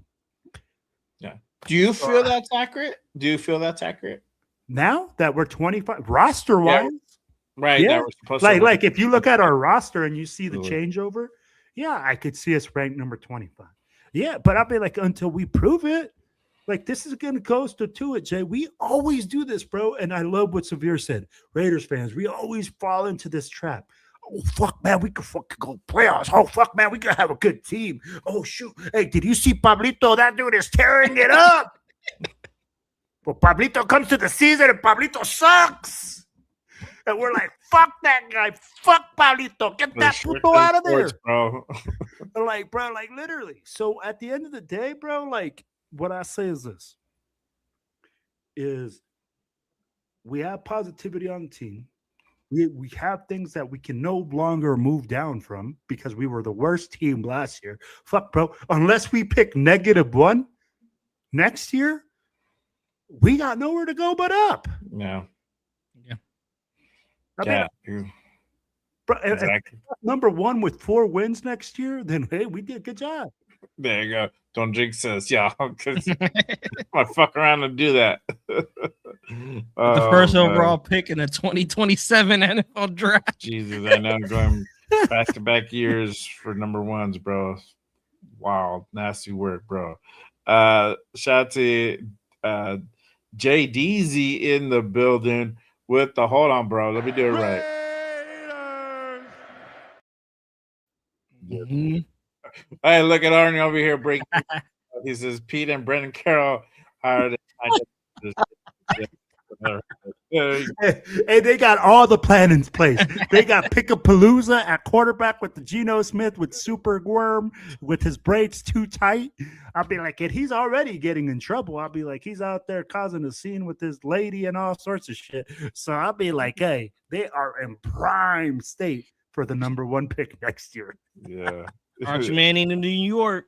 Oh, they're gonna be like the traveling family that gets called in for certain scenarios that want to be done for those teams that are don't have good fortune, right? That might be the fixtures, bro.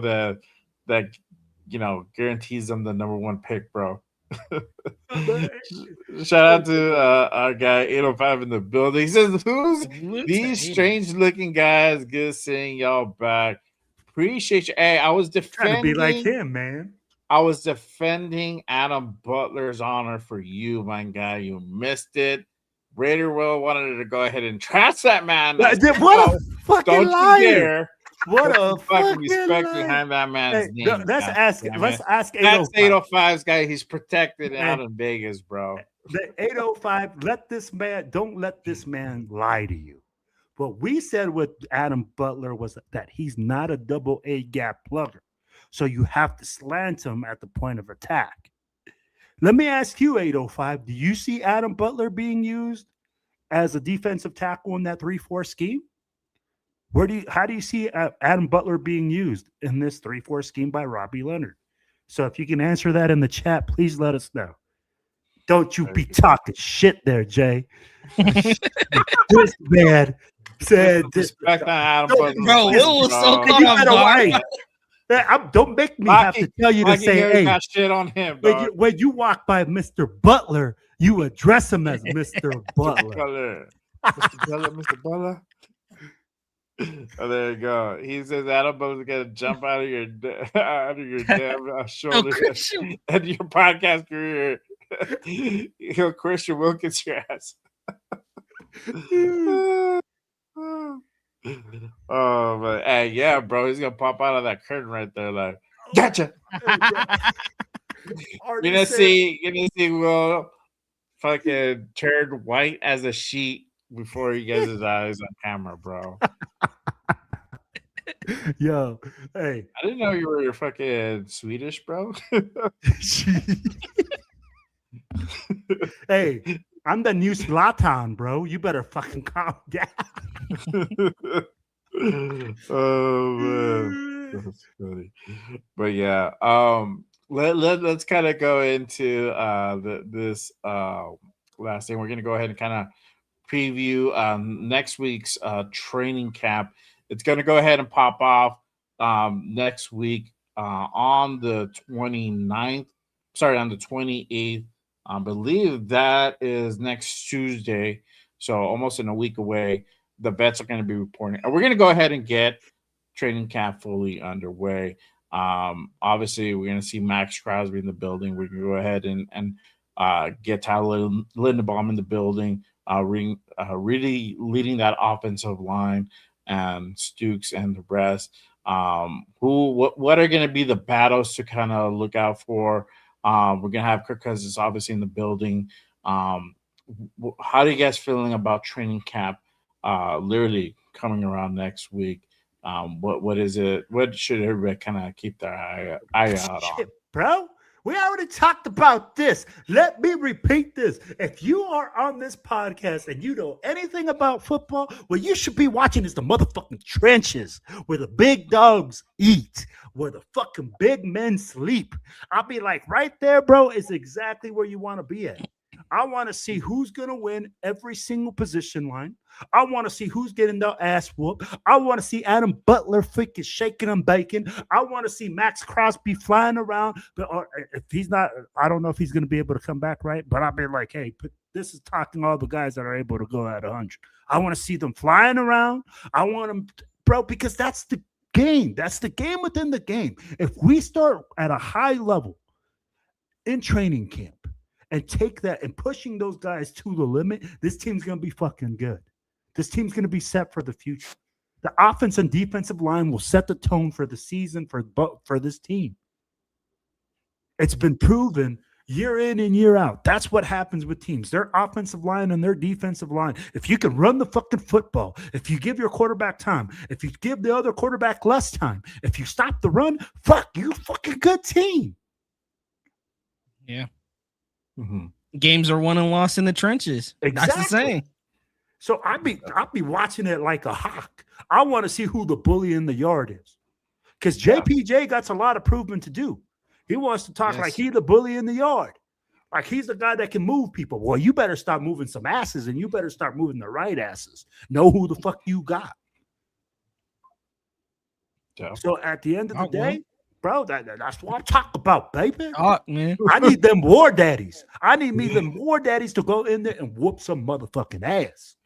Take some names. I'll be like, I want people to be said, hey, did you see that Mack truck? They had holes that my grandpa ass could fucking drive through. That's what I need to see, man.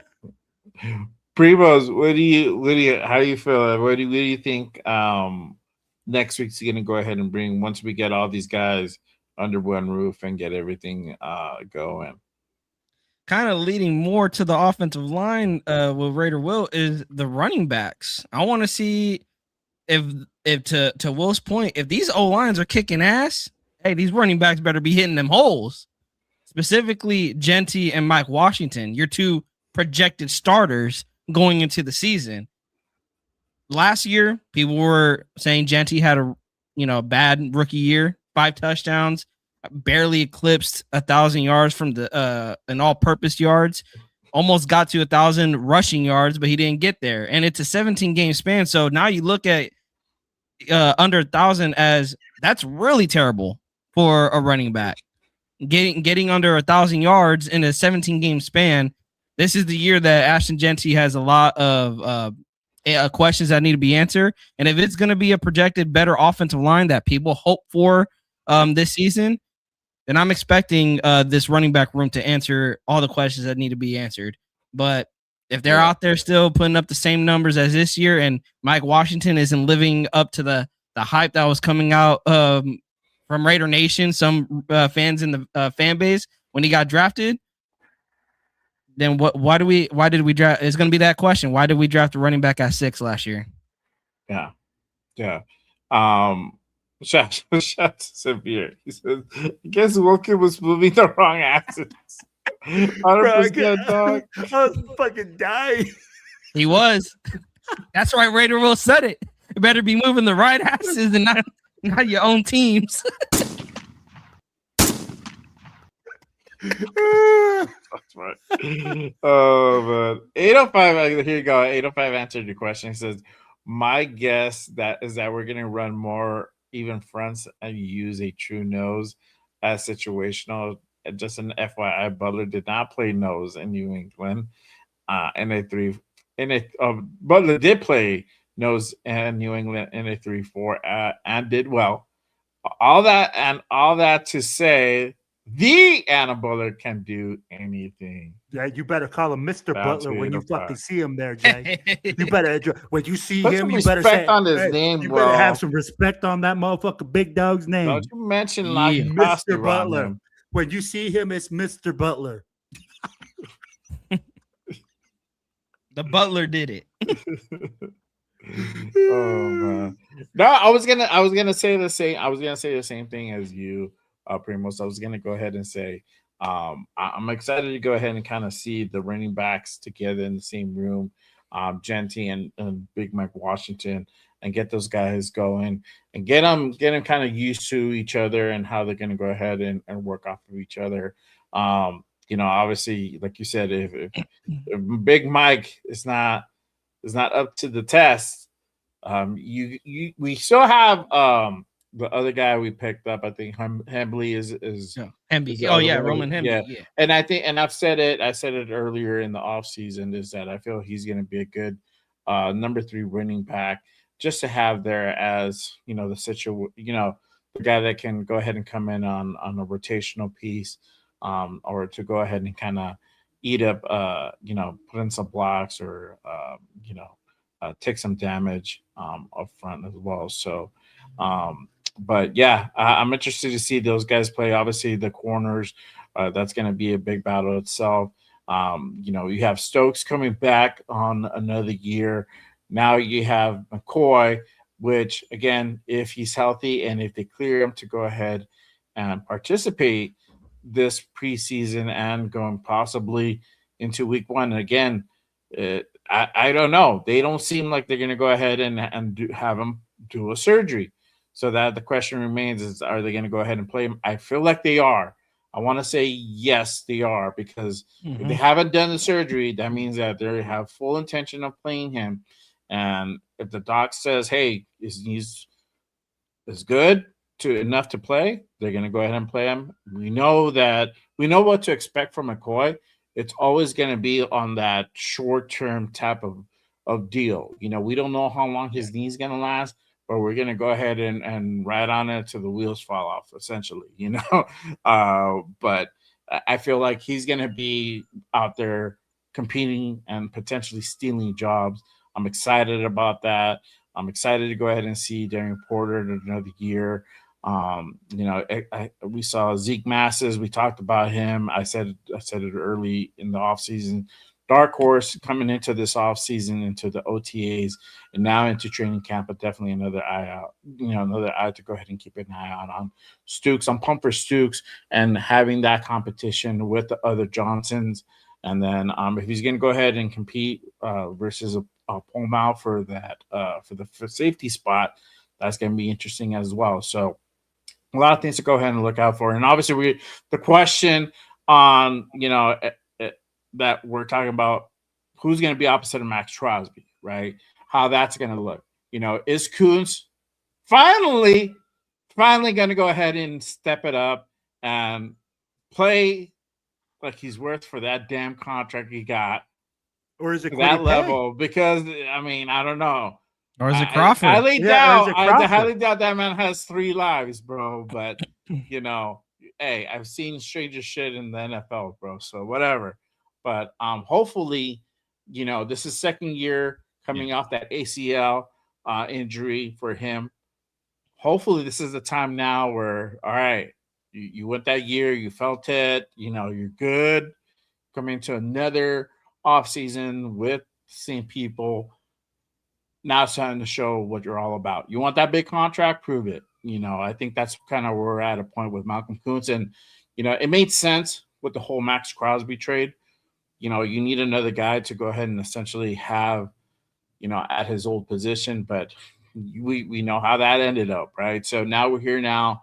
We got Quiddy Pay, we got Kuntz, and then we got the Ricky Crawford, which, Crawford, again, we're gonna see how that looks in preseason. But for him, I ultimately see him as a rotational piece who may get a rep here and there during the season. But yeah, I'm excited to go ahead and see this defense, man, because essentially it's kind of a new defense, a little bit of the old and some of the new. So yeah, I'm pumped to see how those guys go ahead and pan out there. Shout out to Raider Des. He says Mike Washington is the only good concern with him is holding on to the ball. He had fumble problems. Yeah, I think it's just gonna be like more of that red zone type of guy. I kind of see that panning out, but we'll kind of know more into that once the season starts. Obviously, Travis says I'm looking forward to Genty rushing 1,300 yards. Okay, Yep, I like that. I There like you go. that. That's a There good you go. expectation.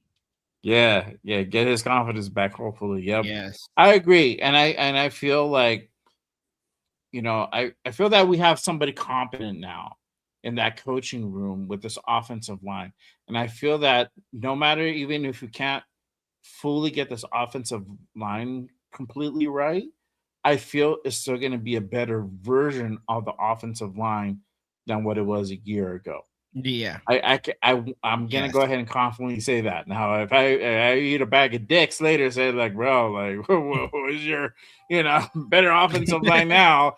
Like, all right, well, you got me. I'll eat shit, whatever. But I honestly feel with Rick Dennison, Tyler Lindenbaum, we have Caleb Rogers, who showed some promise last year, back as well.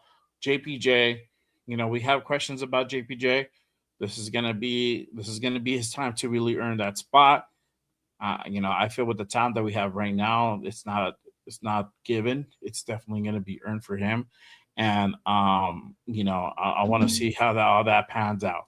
So interesting how that's going to go ahead and kind of develop there for sure. 1300 in Madden. Oh man. But are you guys good? Do you guys anything else you guys want to go ahead and kind of cover? You guys want to cover this question? And I can go ahead and throw into that. We'll do the whole smorgasbord of rumors. So let's go ahead and hit this. Here we go. Up. Rumors. Yeah, yeah. I feel like we can't do a show. I feel like we can't do a show without addressing these damn fucking rumors all the time, bro. Love rumors. Facts can be so misleading. Were rumors true or false are often revealing. All right. Rumors. So there's been plenty of rumors. Let's go ahead and start off with this one. What's up with Von Miller? I heard a little something the other day about Von. I guess he was on our guy Max's pod, and he was saying that he wants to come over to Las Vegas. How do you guys feel about that? How do you guys see that? Yay, nay, ain't gonna happen, could happen. How y'all feeling about that? Primos, I nominate you. I would say you're gonna have to see what you have in training camp and preseason. But if it is that bad that you got to sign a Von Miller, that makes me worried. That you're signing a Von, because people are like, oh, it could be a veteran presence. Are we just gonna act like Max Crosby has not been playing football since 2019? He's the veteran presence you got on that defensive line. Who else do you need? You signed Von Miller. You're telling me two things. That Coons belief that you have, Jay, that's out. Because they're going to probably bring Von Miller in as a rotational piece. And Keon Crawford, why you draft him in the third round? That right there. Who we going to give these reps to? Another Tyler Lockett? Another Jamal Adams? Someone just said it. We're a young team. I get that we're a young team, you guys. But do you want these young players to get the burn that they need? Again, we've talked about it earlier in the show. The wins are not going to be there. So why are you signing a what? Isn't he like 37 also? 36, 37 years old? Bro, he's almost 40, bro. Like, that's what I'm saying. Like, so hey, I want to be in Las Vegas too. Get an easy bag, hit up the Bunny Ranch, call up Raider Will, call up my guy Jay Raider, and be like, hey, let's hit up the Bunny Ranch. I'm staying at Planet Hollywood. I just signed a 1-year contract about to finesse the Raiders off of a quick $2 million. Send the car. Is the point? Yeah, let's start the road trip. Bro. Let's go. I want to see these young players, Keon Crawford, Malcolm Koonce, to your point, Jay. Like, is he going to answer the call? And coming off that ACL, Kwity Paye, why'd you sign him? Yeah. Why again? Like if you sign Von Miller, why did you sign Kwity Paye? Why did you draft Keon Crawford? What was the point? Now you're gonna make me start scratching my head. Spy Tech, what are you doing? Yeah. Well, what do you think? What do you feel? For me, it's like this. All right. What is Von Miller? A pass rush specialist. That's what he is now. Yes. Right? Yes. Is our defense being able to put him in that position to maximize a guy like that, to bring in a pass rush specialist? Because from what I saw last year, we can bring in a pass rush specialist, but we can't stop the fucking run, so it doesn't matter. So for me, it's like this. If you bring in Von Miller, it's because you're bringing him in because you have that lack of pass rush and you're getting stops. And you're able to stop the run and make teams one-dimensional, and you're that one guy away, which is a guy that gets you sacks. Mm-hmm. And unfortunately for us, we're not there. You know what? Like, I would love to have a Von Miller on this team because that means our team is fucking good. Yeah. We're going to put this guy and we're going to use him every single time. It's third and long, second and long. Oh, yeah. Then you can bring him in. But tell me how many times we have been like that for the Raiders defense. It's like first down here. Oh, hey, you want to catch the ball? You're open. Hey, this guy is open. Hey, everybody's open. You want a touchdown? You get a touchdown. You get a touchdown. Yeah. That's how our defense has played. So until we show that we can stop the run, make teams one-dimensional, and need that pass rush guy, then I don't see a Von Miller coming.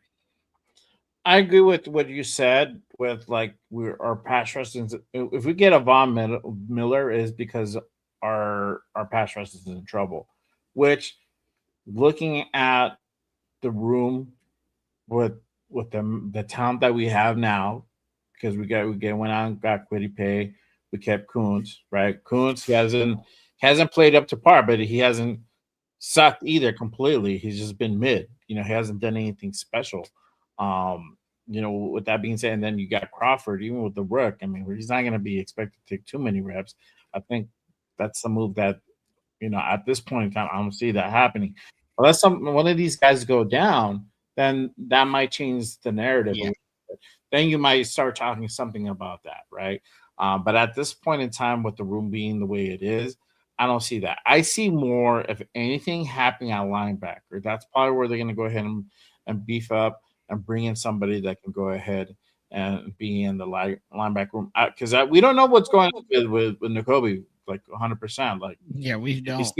We don't know what his recovery is at or anything like that.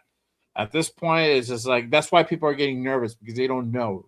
Nothing's really been out there on that part. So, and then you don't have depth at that. You don't have room that either. Yeah. Then that's kind of a thin room. It's been thinner, but right now it's kind of it's thin. We're thin everywhere, bro. Look at the D tackle room.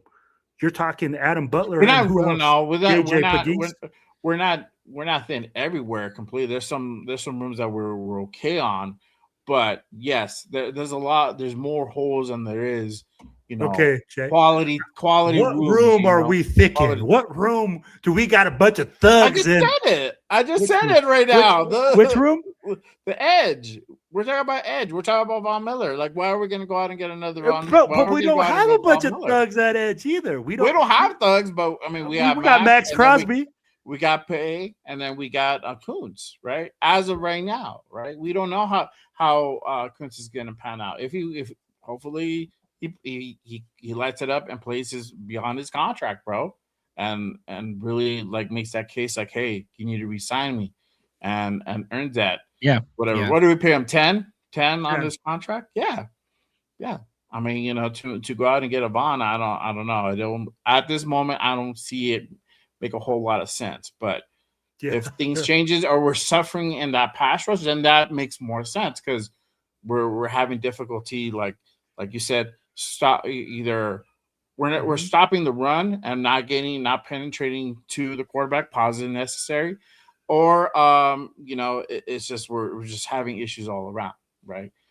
No, I agree. So that's the only kind of instance where I feel that would make more sense. I would say I agree with Huey. If we're talking about him as a player's coach and can, help teach Crawford, teach Kuntz, then the price got to be right. Then why don't you just bring him in as a coach? Yeah, why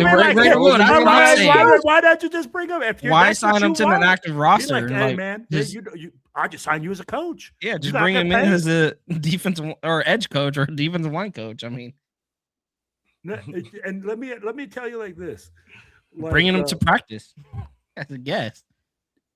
So, and here's the thing: do we forget that every time we sign a big time free agent, they forget how to play football and then we got cryogenic chamber, like meltdowns happening and all this other bourgeois stuff. I'll be like, do people forget how many free agents have come and just gotten a paycheck for the Raiders? I mean, like, do we want another Warren Sapp, Brad DeBoss, Antonio Brown situation? Yeah. I think it would be a little bit different because Von. Of course you're not, because you're a Raiders fan. No, well, here's the thing. Will, I don't think fans would expect Von to come in here and be Von Miller of old. I think most would expect Von to come in and be that player's coach. I'll say this: if we didn't sign Kuntz, then that would make more sense to me. Like, okay, cool. Yeah, like, I agree.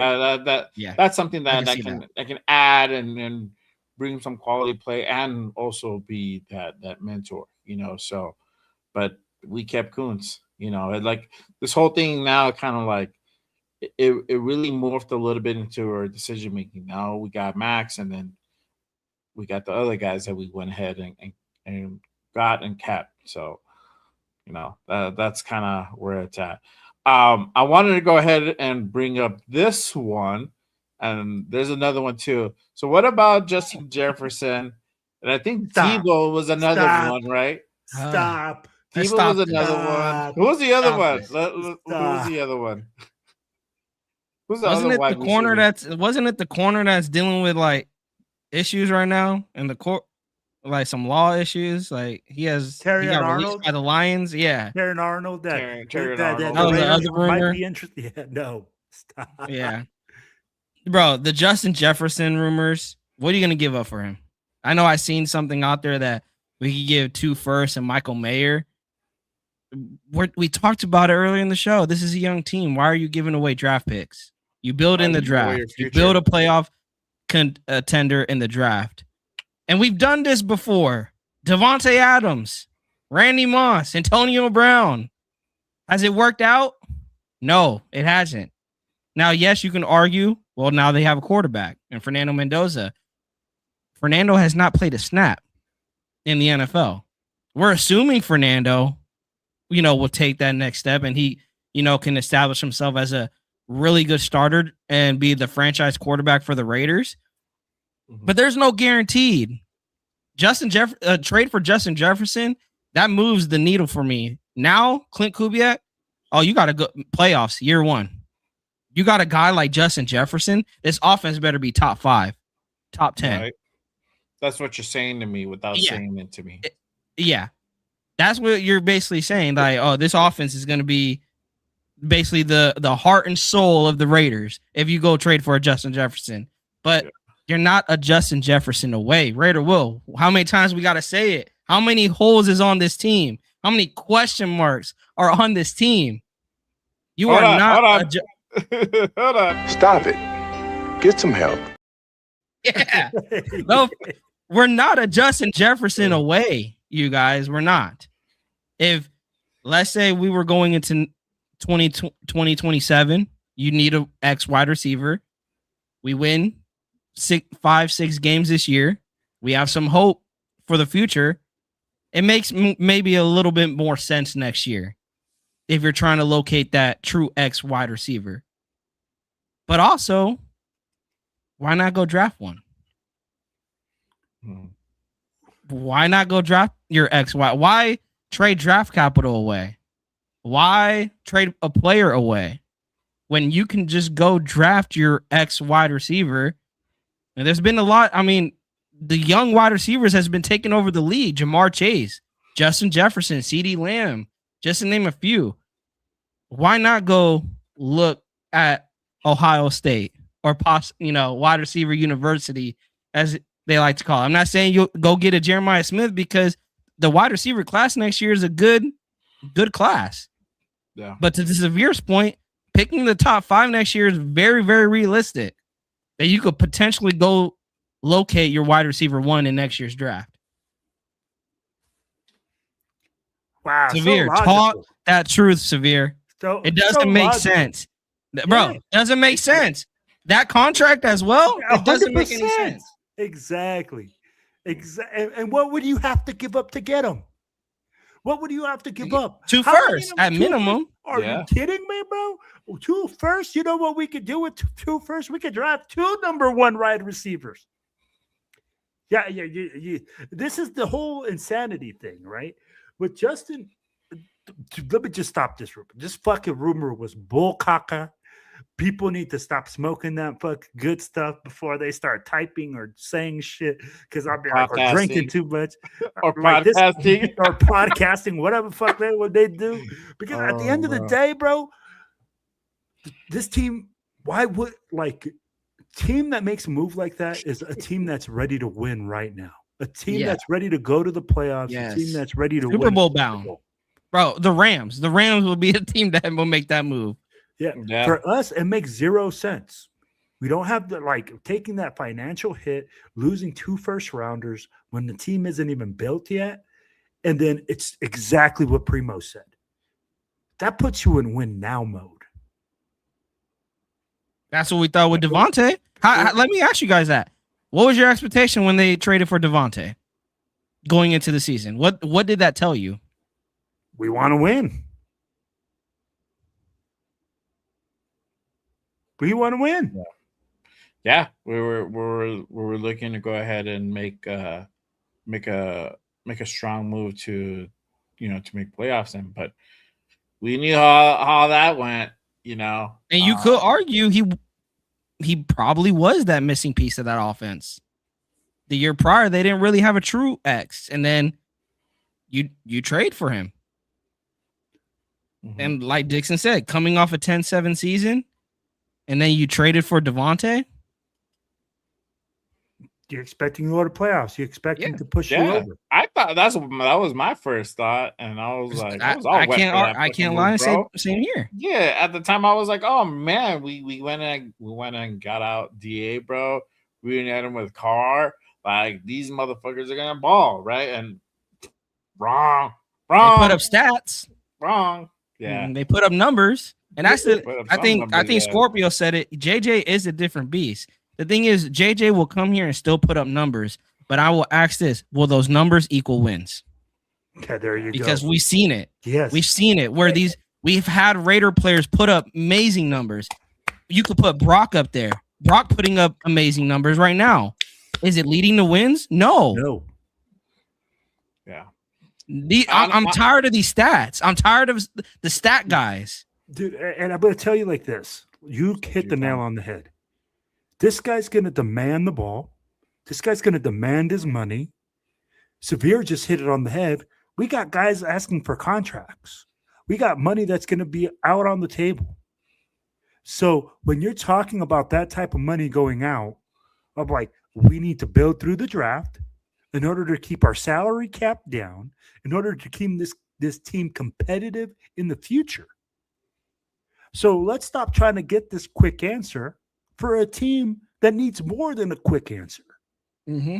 It's that trying to do that shortcut. Bro, it's the lipstick on a We pig. gotta stop. We gotta stop Yeah. with trying to find the shortcut, the shortest way, or the potentially like quote unquote easiest way, to really make a team long term, a competitive winning team. You have to build it from the ground up. See, this is the thing that we've been trying to do for the last 10 20 years. We've been trying to make shortcuts on all this, and it's looked like straight up shit majority of the time. Exactly. You have to build it the right way, so that scenario where you go out and get a Justin Jefferson would make sense if you're like, and I'm not saying it's gonna happen at all, so don't misquote me. But if you're like, Let me write we're this like down. 5-1, Quote him. we're 5-1, we're like, we're at what 7-2, like coming into the bye or something. I don't know how many games offhand like we get to before the bye, but we're in a we have a very winning record at that point, right before the bye, right before trade deadline. And like, okay, it looks like there could definitely be something happening there. That's when that type of move makes more sense. At this point in time, I don't see that happening. Mm-hmm. You're just getting a guy and overpaying a guy for that. Yeah, he can go ahead and impact your team, but you have to be able to get him the ball. At this point, we don't know if we're going to be able to go ahead and sling him the ball. We don't know if Kirk's Cousins is going to be running for his life after the time. Yeah. It could definitely pan out the same thing from last year. We don't know. Bro, right? Imagine him coming, Justin Jefferson, and then not getting the football. Imagine how big of a drama situation that's going to be. Oh, I'm not getting 1,000 yards this season. Oh, that's because my quarterback sucks. That's because I'm not getting the ball. No.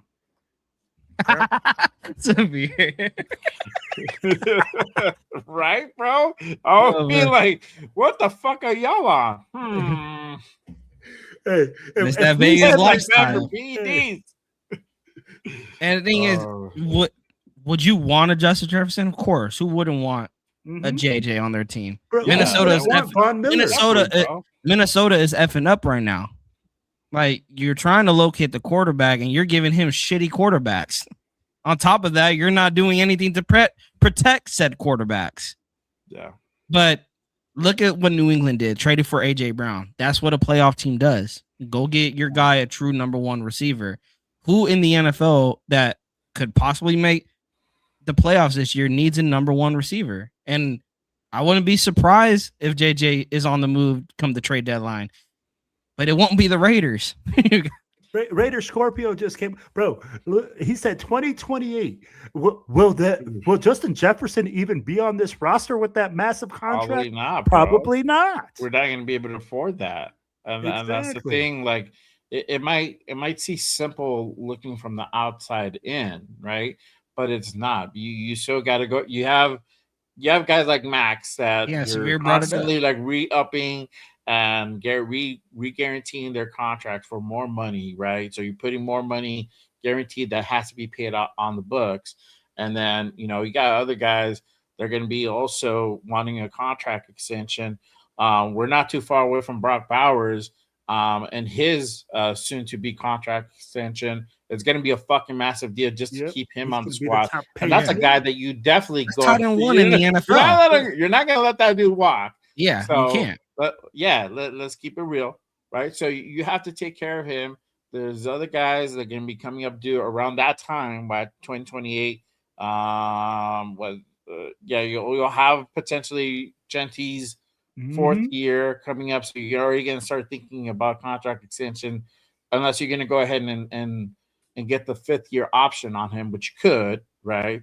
It depends. So, and that's not counting anybody else that you bring in from now to then. So, for me, and I say this, it's all about timing in the NFL. It's all about like where you're at, how you're doing, and if that's one step away, we're like, okay, cool. It looks like we might fuck around and make playoffs. We're going to go ahead and try to make a run for it. That's where that type of scenario makes more sense. Just because of the continuity alone and the timing's not right because certain things aren't in place. Unfortunately, you're going to have to let these things, pass for the moment. You never know. If Justin goes out and gets signed somewhere else, great for him. It is what it is, But if we fuck around and we're okay, we might have something there, then that makes more sense. But honestly, the way I see it, even if we're like, so week 14 is the bye. So by then you're like, if you're the trade deadline is before the Niners game. Mm-hmm. Yeah. So if you're like 7-6 or 6-6 at that point, it don't make sense to go out and get Justin Jefferson. It doesn't, But if you only have like 3 losses, up if you're 7-2, like Kurt Cobain's riding on some PEDs, then let's ride. Like, to Jay's point, you don't also want to shoot yourself in the foot. Look at Indianapolis with Sauce Gardner. They traded for him thinking he can shore up that defense on the outside, and they collapsed along with him. And that trade is looking very ugly on their part. And the Jets are all smiling. So do you really want to send 2 firsts and a player to Minnesota and it not work out? And if it does work out, great. But there is a really, really high chance it doesn't work out. Yeah. And the Raiders will be kicking themselves in the shin. Yeah. And let me ask really you quick, this. Really quick before I have you ask a question. Shout out to my guy G-Fam with the $5 holler. He says, I predict Mendoza will start after the Rams game because Cousins will be too beat up from Garrett and Donald to play. Damn you, Rams D-line. What do you say? Could possibly. It's gonna be. Let me just pull up the damn schedule because I don't know off the hand. That's week 7. I think that's gonna be week 7. Week 7. Yeah. And they're coming off a game with Buffalo earlier the week before. Week 3. Buffalo's week 3 no, or Buffalo's week 6. Week 3 is at New Orleans. Oh, that's right. Week 6 at Buffalo. No, Buffalo's at home. So we got back-to-back. Oh, my bad. But week 6 isn't. But week 6 is Buffalo. Week 7 is Rams. So we get back-to-back home games: Buffalo and LA.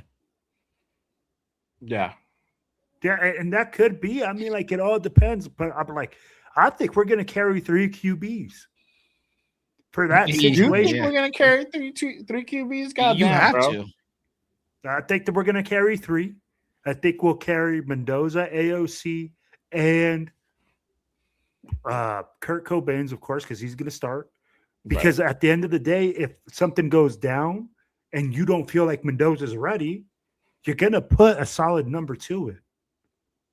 You're not just going to put Mendoza out there and like have him fucking get fucked up. You'd rather have AOC out there, right? So that's where I'm thinking we're going to carry 3. But I'm gonna ask you guys this. And I've you know what? Surprising, we haven't carried 3 in a long time, and I thought we were going to do that last year. You didn't do it, so I don't know what is the likelihood of you saying that they are Primos. Do you think they are going to carry 3? They should, especially Mendoza. I think they should, but I don't think it's going to happen. But I think what the new rules, because of what the Niners went through a couple years back in the playoffs, you have an emergency quarterback for game day, but he's not like tied to the active roster or something like that for that. But normally, for the game day. I think the year prior, because they had like 4 quarterbacks go down. Yeah. So I mean, what last year was Jacoby. So, I mean, right? technically, you're carrying 3, like going into Sunday, like into a game on Sunday. I think you're carrying 3, but that third one is like the emergency quarterback. Yeah, and it's usually like the wide receiver. That's what I'm saying. Like, I think was it year prior or the year before that it was Jacoby Myers who was he was the emergency quarterback 3, right? Yeah. So like I think it's going to be the same thing, and I think they might kick AOC to the practice squad. I don't think they'll do it. They should do it. So there's two different things. I think they should do it, but I don't think they're gonna do it. Normally they haven't ran with 3 quarterbacks in a long time, and throughout the regimes, and you would think like, oh, maybe one of these other motherfuckers might change things up and carry 3.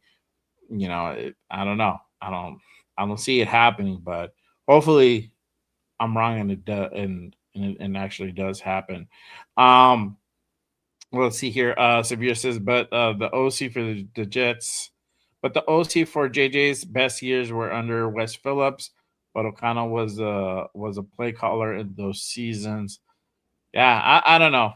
My whole thing is just the continuity sometimes. If the time is not there, it just doesn't make sense, despite that. Raider Travis says that we should definitely keep AOC 12 for backup. If something happens to Kirk and our O-line is solid, then we have the option to play Mendoza or AOC. I mean, yes, look, I know for whatever it is, AOC is going to be on the team. Now, is it going to be the active 53 or is it going to be practice squad? That's going to be real the question. That's what the question here is.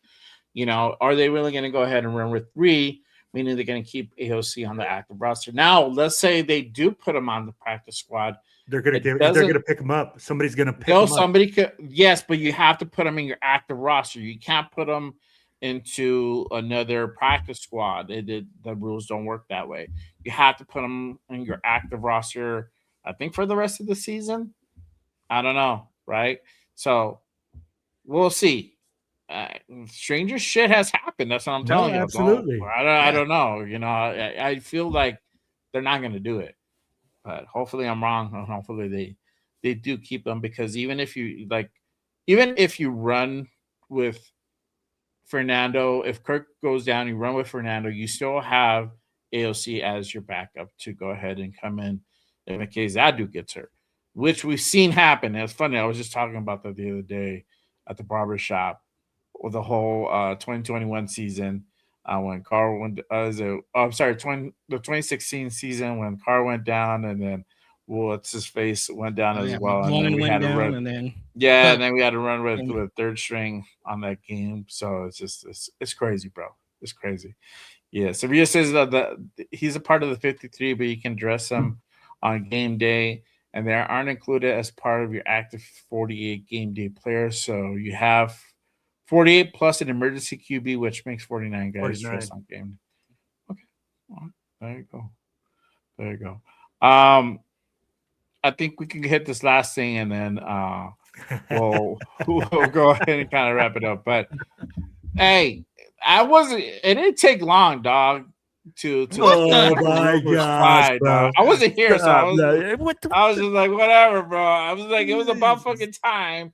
Like that shit had surfaced. It's still swirling. It's just not as swirling as much anymore, But y'all already know the Max Crosby rumors were back, and it didn't take no time from when I said, "Watch, it's gonna be back." And sure enough, once that whole once that whole deal with Myles Garrett over to the Rams, it just it put everybody on the NFC West on panic, and we were hearing the talks of Max potentially going to the Niners, and I think that those rumors are still going to continue on up until the trade deadline. That it's not going to go away. I don't see it going away, especially with the type of season we're going to have. You're going to have everything again questioning Max with the whole like, is he happy? Does he want to go? Wants to go get a ring somewhere, blah, blah, blah. The same old shit year in, year out. But I think the difference now is we know it can happen now. Before it was like, they ain't gonna do it. They're just fucking around. I gotcha, bro. We ain't gonna do it. Now it's like they fucked around and did it. So my thing is I don't see any type of trade happening right now. I see that potentially maybe being the case before trade deadline, depending how we're doing, where we're at.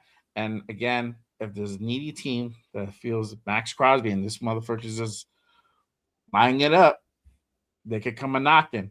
What do you guys feel about that? What do you guys think about that? I agree with you, Jay. Trade deadline. That's what I'm going to be watching for, is when the Max rumors are really going to be steaming up, but also could be very, very true, because who is going to be an edge rusher away? Now, if the Niners are the ones calling, Spytek, finesse the hell out of them. Because if I'm the Niners, why am I going to go get a Max Crosby when I got durability issues on my own team already? And now you're going to go trade for a guy that has durability issues. Now, we love Max, but let's not act like he be playing on half a leg for the entire season sometimes. And we could argue going into this year, he will definitely probably be playing on half a leg again. If down the line he suffers another injury, he will likely try to fight the coaching staff. Hey, I want to go out there and play. Well, watch it be a fucking Conor McGregor on the fucking field, bro. Fucking pulls the other ACL. I'm like, God damn it, bro. Jesus Christ. As long as he's not doing backflips like Scatterboo right now, bro. But that is my thing. It doesn't make total sense to me for the Niners to even entertain the trade, because you already have guys on that defense that can't stay healthy, and now you're just going to trade for a guy that can't stay healthy. It doesn't make a total sense. Is the talent there? Yes. Is the name there? Yes. Is the durability there to go into the postseason? Because if you're the Niners, you're chasing the Rams. Like, you're not, like, trading for Max Crosby doesn't put you over the Rams. Everyone in the NFC is chasing the Rams. A Max Crosby trade doesn't put you over them. You're still chasing them. Will you have Max come January going to LA playing the Rams? That is a big, big question mark if you're the Niners, because the past 2-3 seasons he's had to have surgery at the end of the year. I think in the past 2 or 3 seasons. So we already know as a fan base going into January, February that Max, he's injured, needing surgery with his knee, with his ankle, with his leg, and it's that he can't do anything without his legs. Yeah. Right? I don't think it makes sense for San Francisco, maybe Philly, but I'm scared of Howie Roseman. Is he gonna finesse the hell out of Spytek and get a bag of chips? Trade a bag of chips away from Max. But I trust Spytek. He stood on business. He said 2 firsts. Baltimore gave it up, but Baltimore got cold feet. Traded, gave him back. But I do think they fucked up. Oh yeah, they big time. Up. They're like, damn, we gave away the house. Now I'm trying to get my money back. Yeah. But I believe a trade can still happen before that Niners. That would suck though.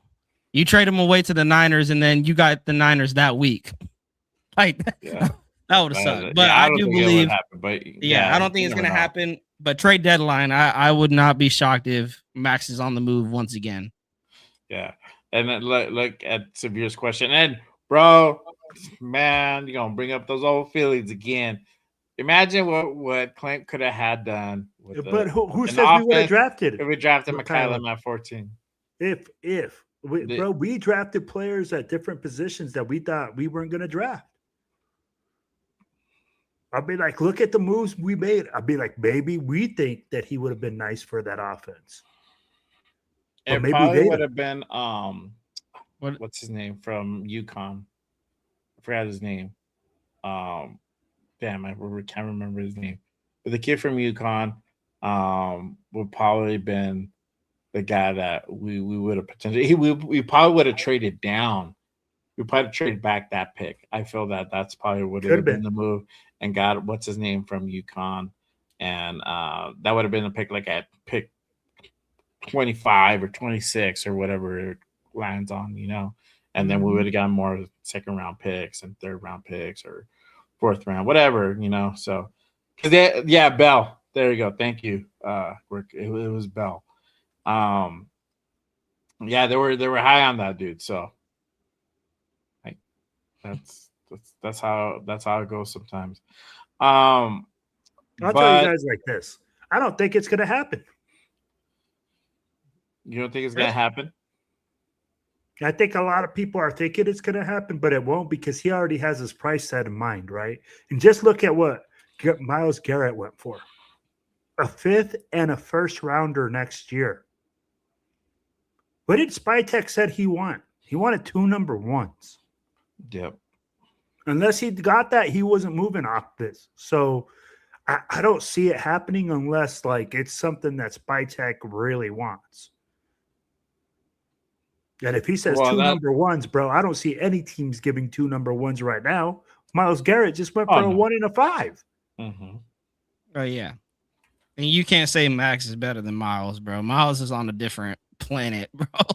Yeah, exactly. I agree 100%. And yeah, I don't think that's gonna happen. He put that out there because it's like nobody's gonna give that. Nobody's gonna give that. So if somebody's really desperate enough, they're gonna go ahead and pay that. But other than that, they're not. They're not gonna go ahead and really give up 2 firsts for an aging Max Crosby.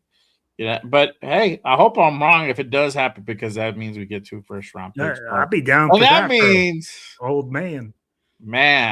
that means we gonna fast track this rebuild really, really quick, bro.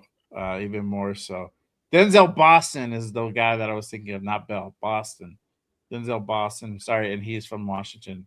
They have the same colors. That's kind of what I was thinking. He's from Washington. They met with him.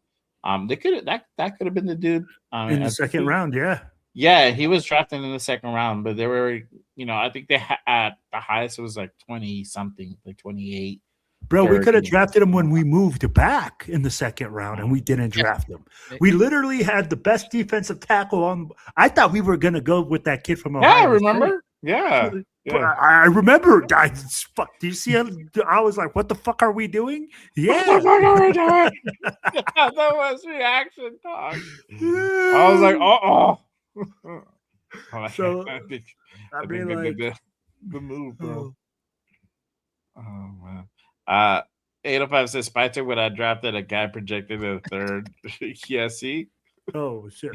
Oh man. Was it a 3rd? I don't know if it was a 3rd. I thought it was a 5th.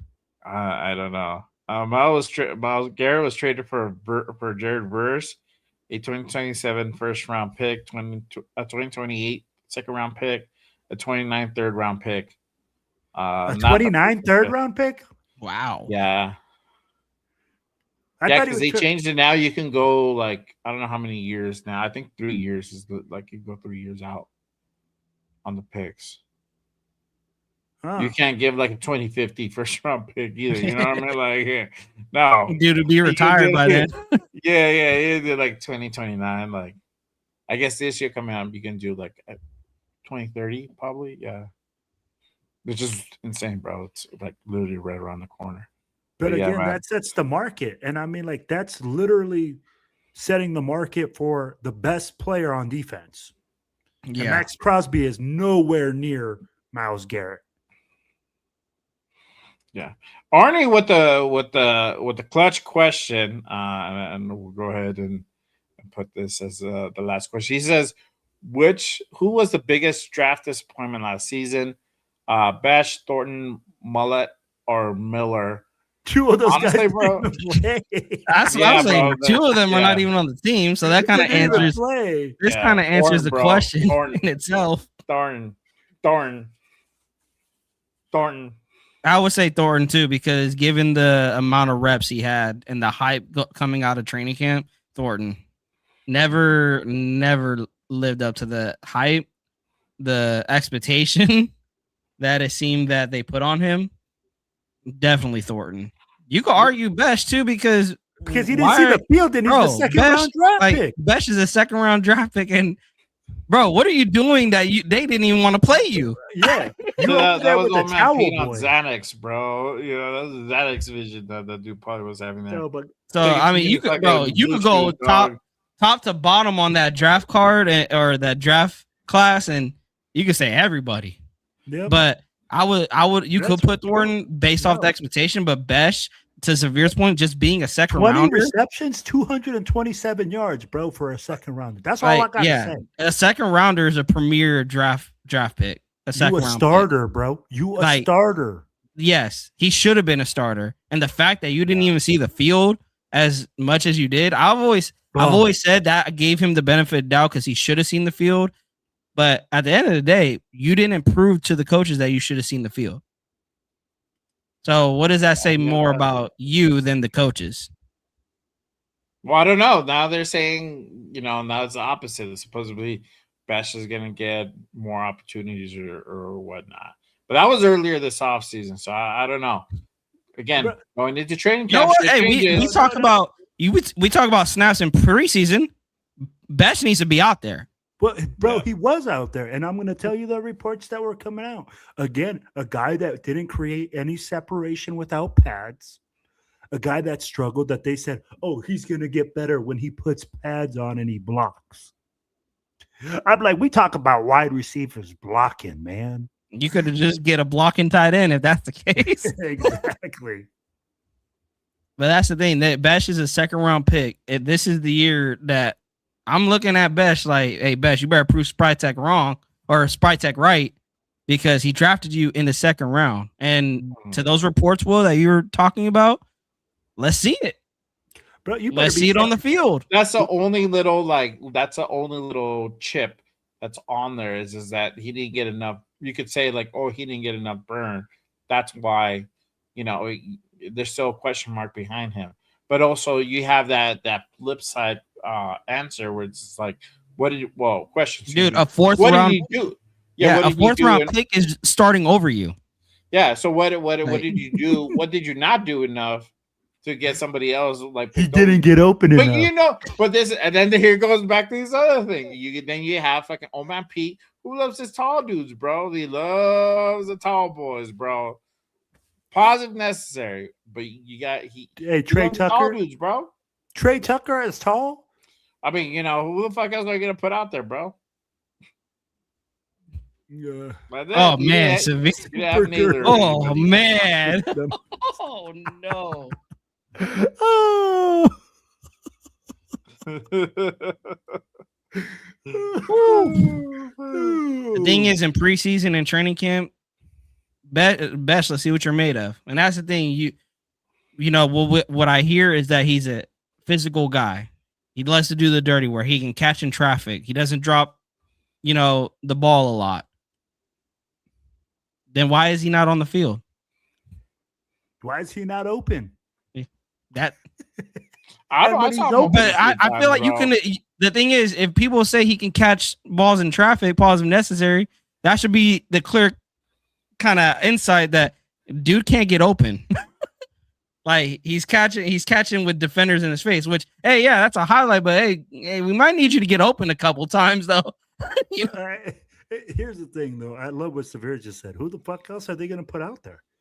Jack Besh has to show up this year, bro. Like if he doesn't show up, like he should be cut off this team immediately. Because this year is his year, bro. out of any year that this receiver group has a guy that's fucking undrafted, a guy that nobody believes in, or something that needs to pop off out of that room, this is the year. Yeah. And they can make it happen, bro, because we only got two guys that have received for over 700 yards.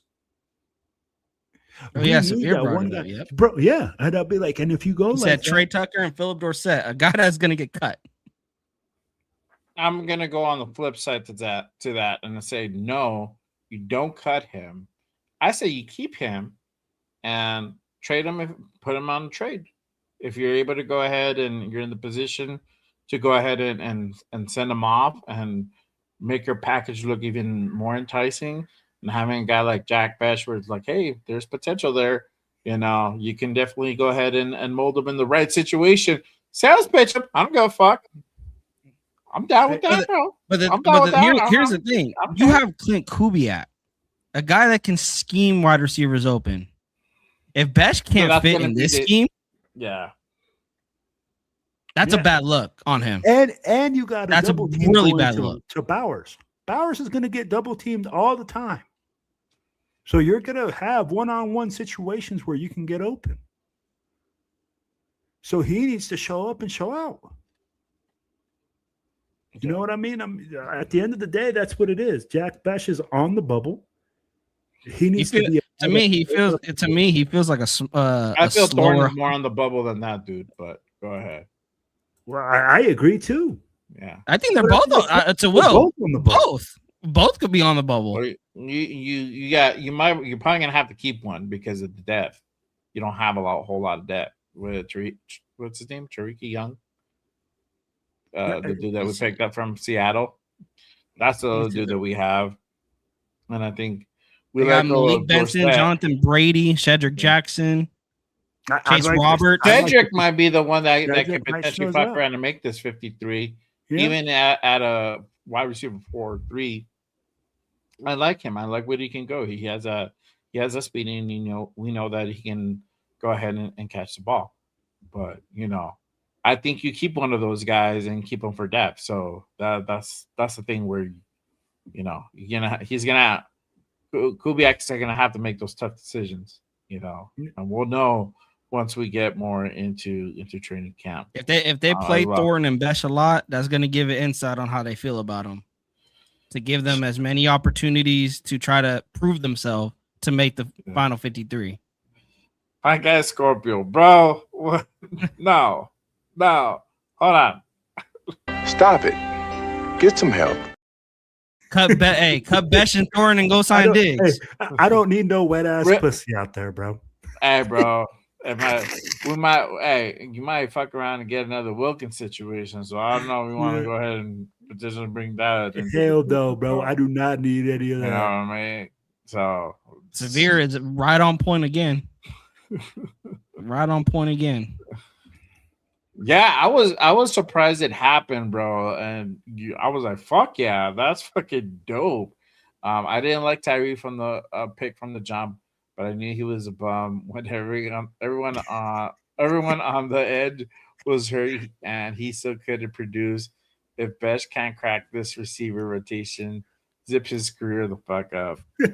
Facts, my God. He's not wrong, bro. You got Clint. You have Clint Kubiak as your play caller, and you have nobody in the wide receiver room that can beat you out. He got all of his guys too, so you can't put the blame. Oh, the fucking offense. That was his guy. That's the whole offense is Kubiak's guys. So it's not like you're piecing like a fucking Tom Brady fucking hire onto this coaching staff. So it's like, yeah, you got all the guys. You got all the necessary people in place to make the offense look good, or at least look competent, right? So if you can't make it here, bro, I don't know. The future don't look bright for you. No, 100%, bro. Oh man. All right. I think it's a good time to go ahead and stop it there. Yeah. The chat's gonna keep us here all night. Going right now. Yeah, bro. I know. Hey, I love it though. I love the interaction they got, but man, I got work tomorrow. Can't be here all night. Well, me too. Me too. Again, appreciate you guys. Make sure you guys hit the like, hit the subscribe on this show on all 3 channels, share it on all social media platforms. Make sure you guys hit up my guy Primos at Raider Primos. Like and subscribe to his channel in the stream. And then also my guy Silver and Black Radio Podcast, Raider Will. Make sure you guys go ahead and like and subscribe to his channel and his stream. Again, appreciate you guys. A new Raiders Unfiltered show. We're gonna be back every goddamn week, every damn Monday. All right, we here, motherfuckers. Show of Raiders Unfiltered. Monday night showdown with the 3 amigos. For me, because I'm Raiders Primos. So the Fab 3. Scorpio, I need what you are smoking. Are you smoking with J.R. Smith? I need some of that. I'll send you some of that good. I'll send you some, bro. Don't worry, I got the good shit. I'm gonna come on next show and I'm like, bro. Guys, I finally came around. I think Scorpio's right. Go get Justin Jefferson. There you go. For sure. Zip it up or zip it out. Oh man, but hey, appreciate you guys, everybody pulling up. Let them know real quick before we go ahead and sign off. What do you guys have going on? Primos, you got anything going on this week? Hey, definitely going to be tapping in Wednesdays, Fridays. Training camp is here, you guys. We're going to have things to talk about. You heard my takes. I hope to see you guys there, be engaging.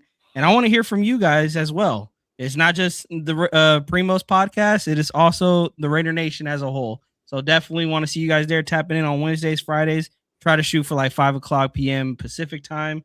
And we're going to be diving into training camp and the rest of the season. Let's get it. There you go. And then, baby over here, baby. Yeah, baby. What do you have going on? Hey, baby, you know what it is, man. Hey, y'all, man. Hey, tomorrow night, I'll be on the Most Notorious podcast with my boy Cheeto Linus, my boy 401 Raider Jeff, and our boy LV Raider 10. And then on Thursday, man, I'll be doing the Silver and Black Radio podcast with Maddie B. We'll have another special guest. We'll be chopping it up. The season is on, baby. So, hey, make sure you guys subscribe, like, and share. Hey, hit us up at the Silver and Black Radio podcast. We got just Raiders, baby, and Raider Primos, man. Thank you guys, chat. We appreciate y'all, man. Yes. It's been a blast. Yes, sir. As for me, I got jack shit going on this week. I might put out some content this week. We'll hold it down. There you go. Y'all hold it down, bro. Yes, I might put up some stuff on my other channel that I have going on. You guys can go ahead. Bro?